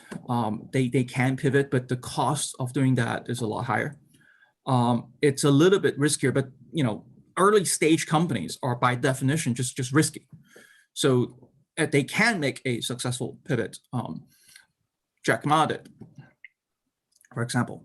So Alibaba started as one thing, and then kind of the dividend of that kind of dried up, and then he switched to another thing, and he switched to another thing, and switched to another. And when you're operating in a very large market like China, it's easier to do that.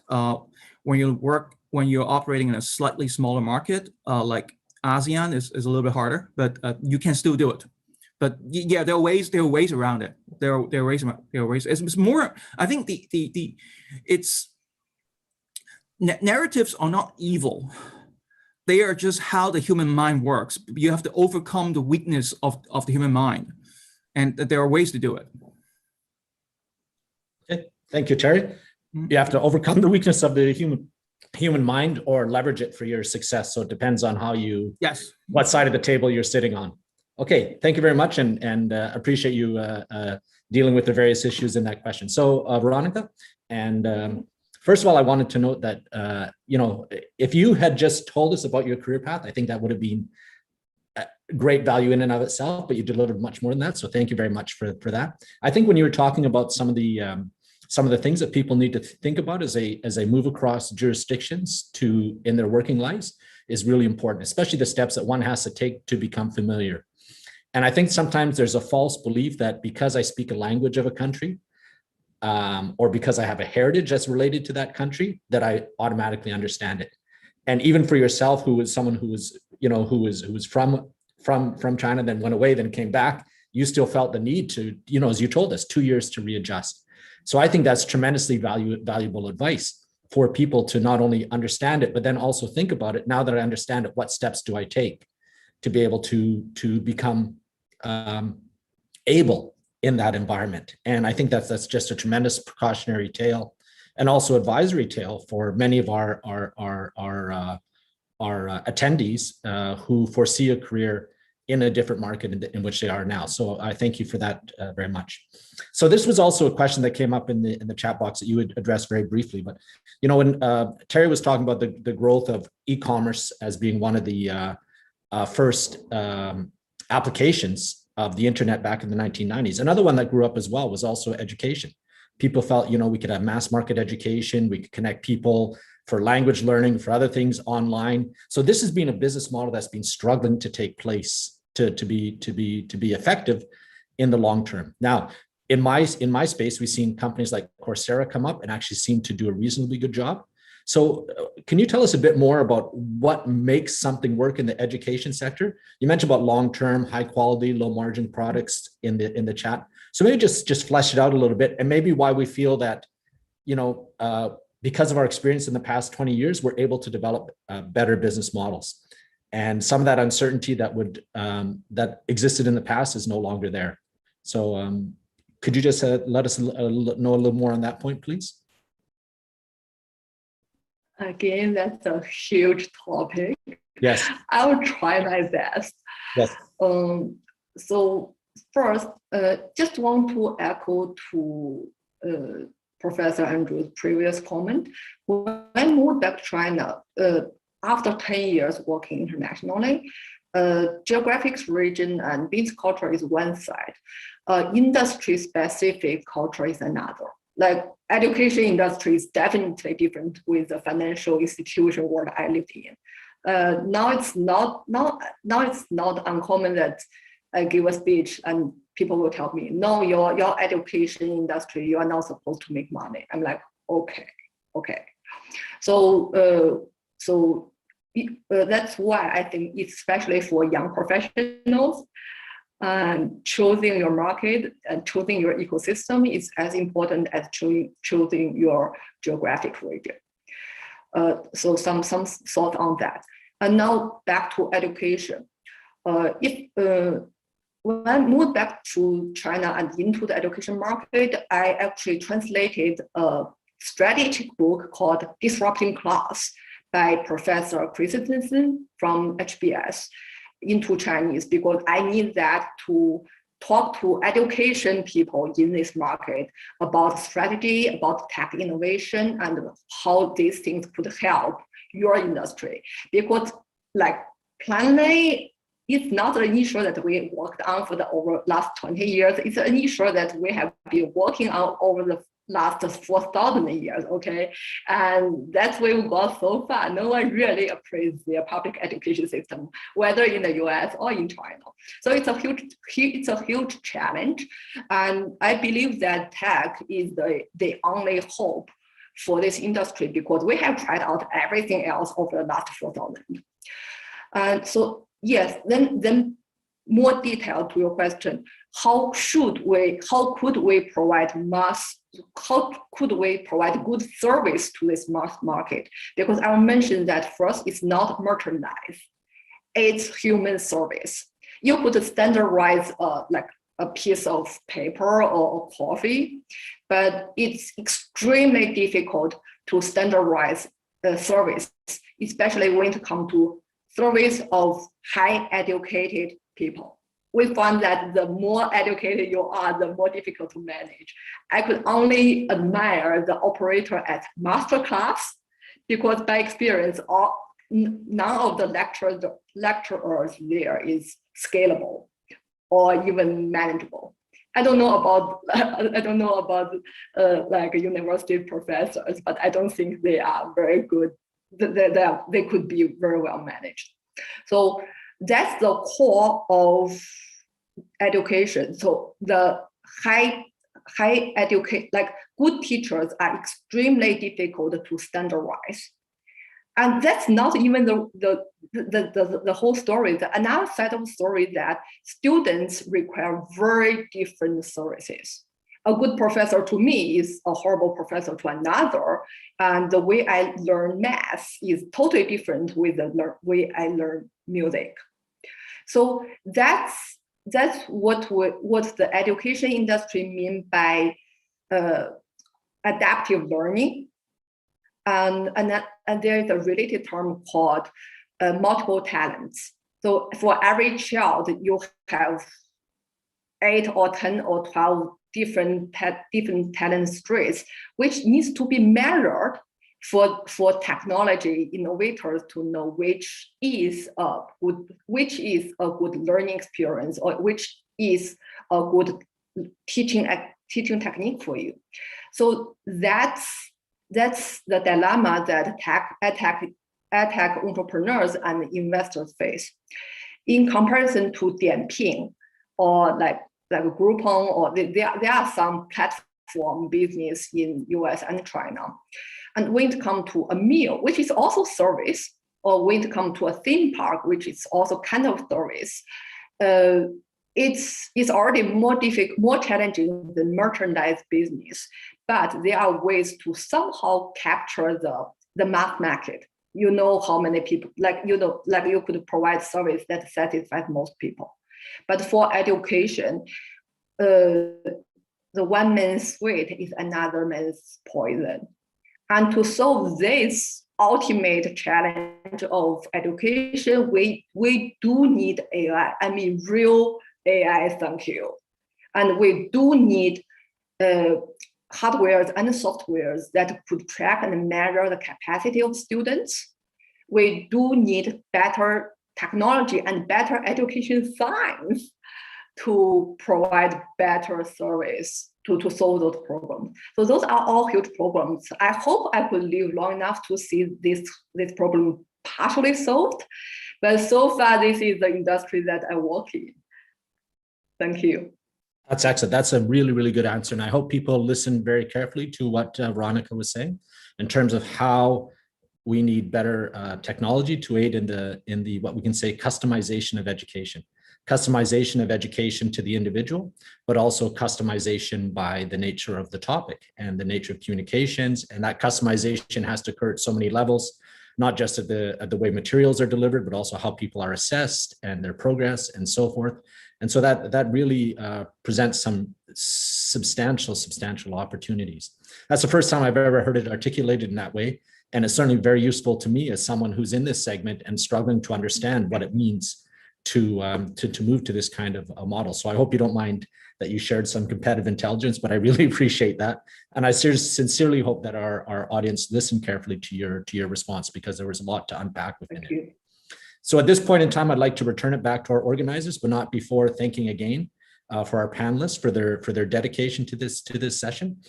I'm sure as people who work hard and are successful, you're not too unused to working on a Sunday morning, but we still very much appreciate the devotion of your time to this session and to helping us better understand the issues that are part of your respective interests and professions. Thank you very much.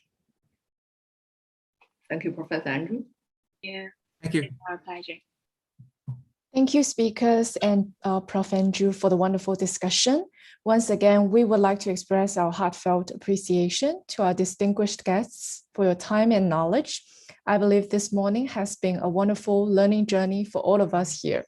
Also, we want to use this opportunity to thank our organizing committee. Without your time, effort, and coordination, it won't be possible for us to hold this event in this special setting. This marks the end of the investment session. For this afternoon, we'll have the session on technology and innovation in Chinese. We hope everyone will rest well and look forward to seeing you again this afternoon. Goodbye.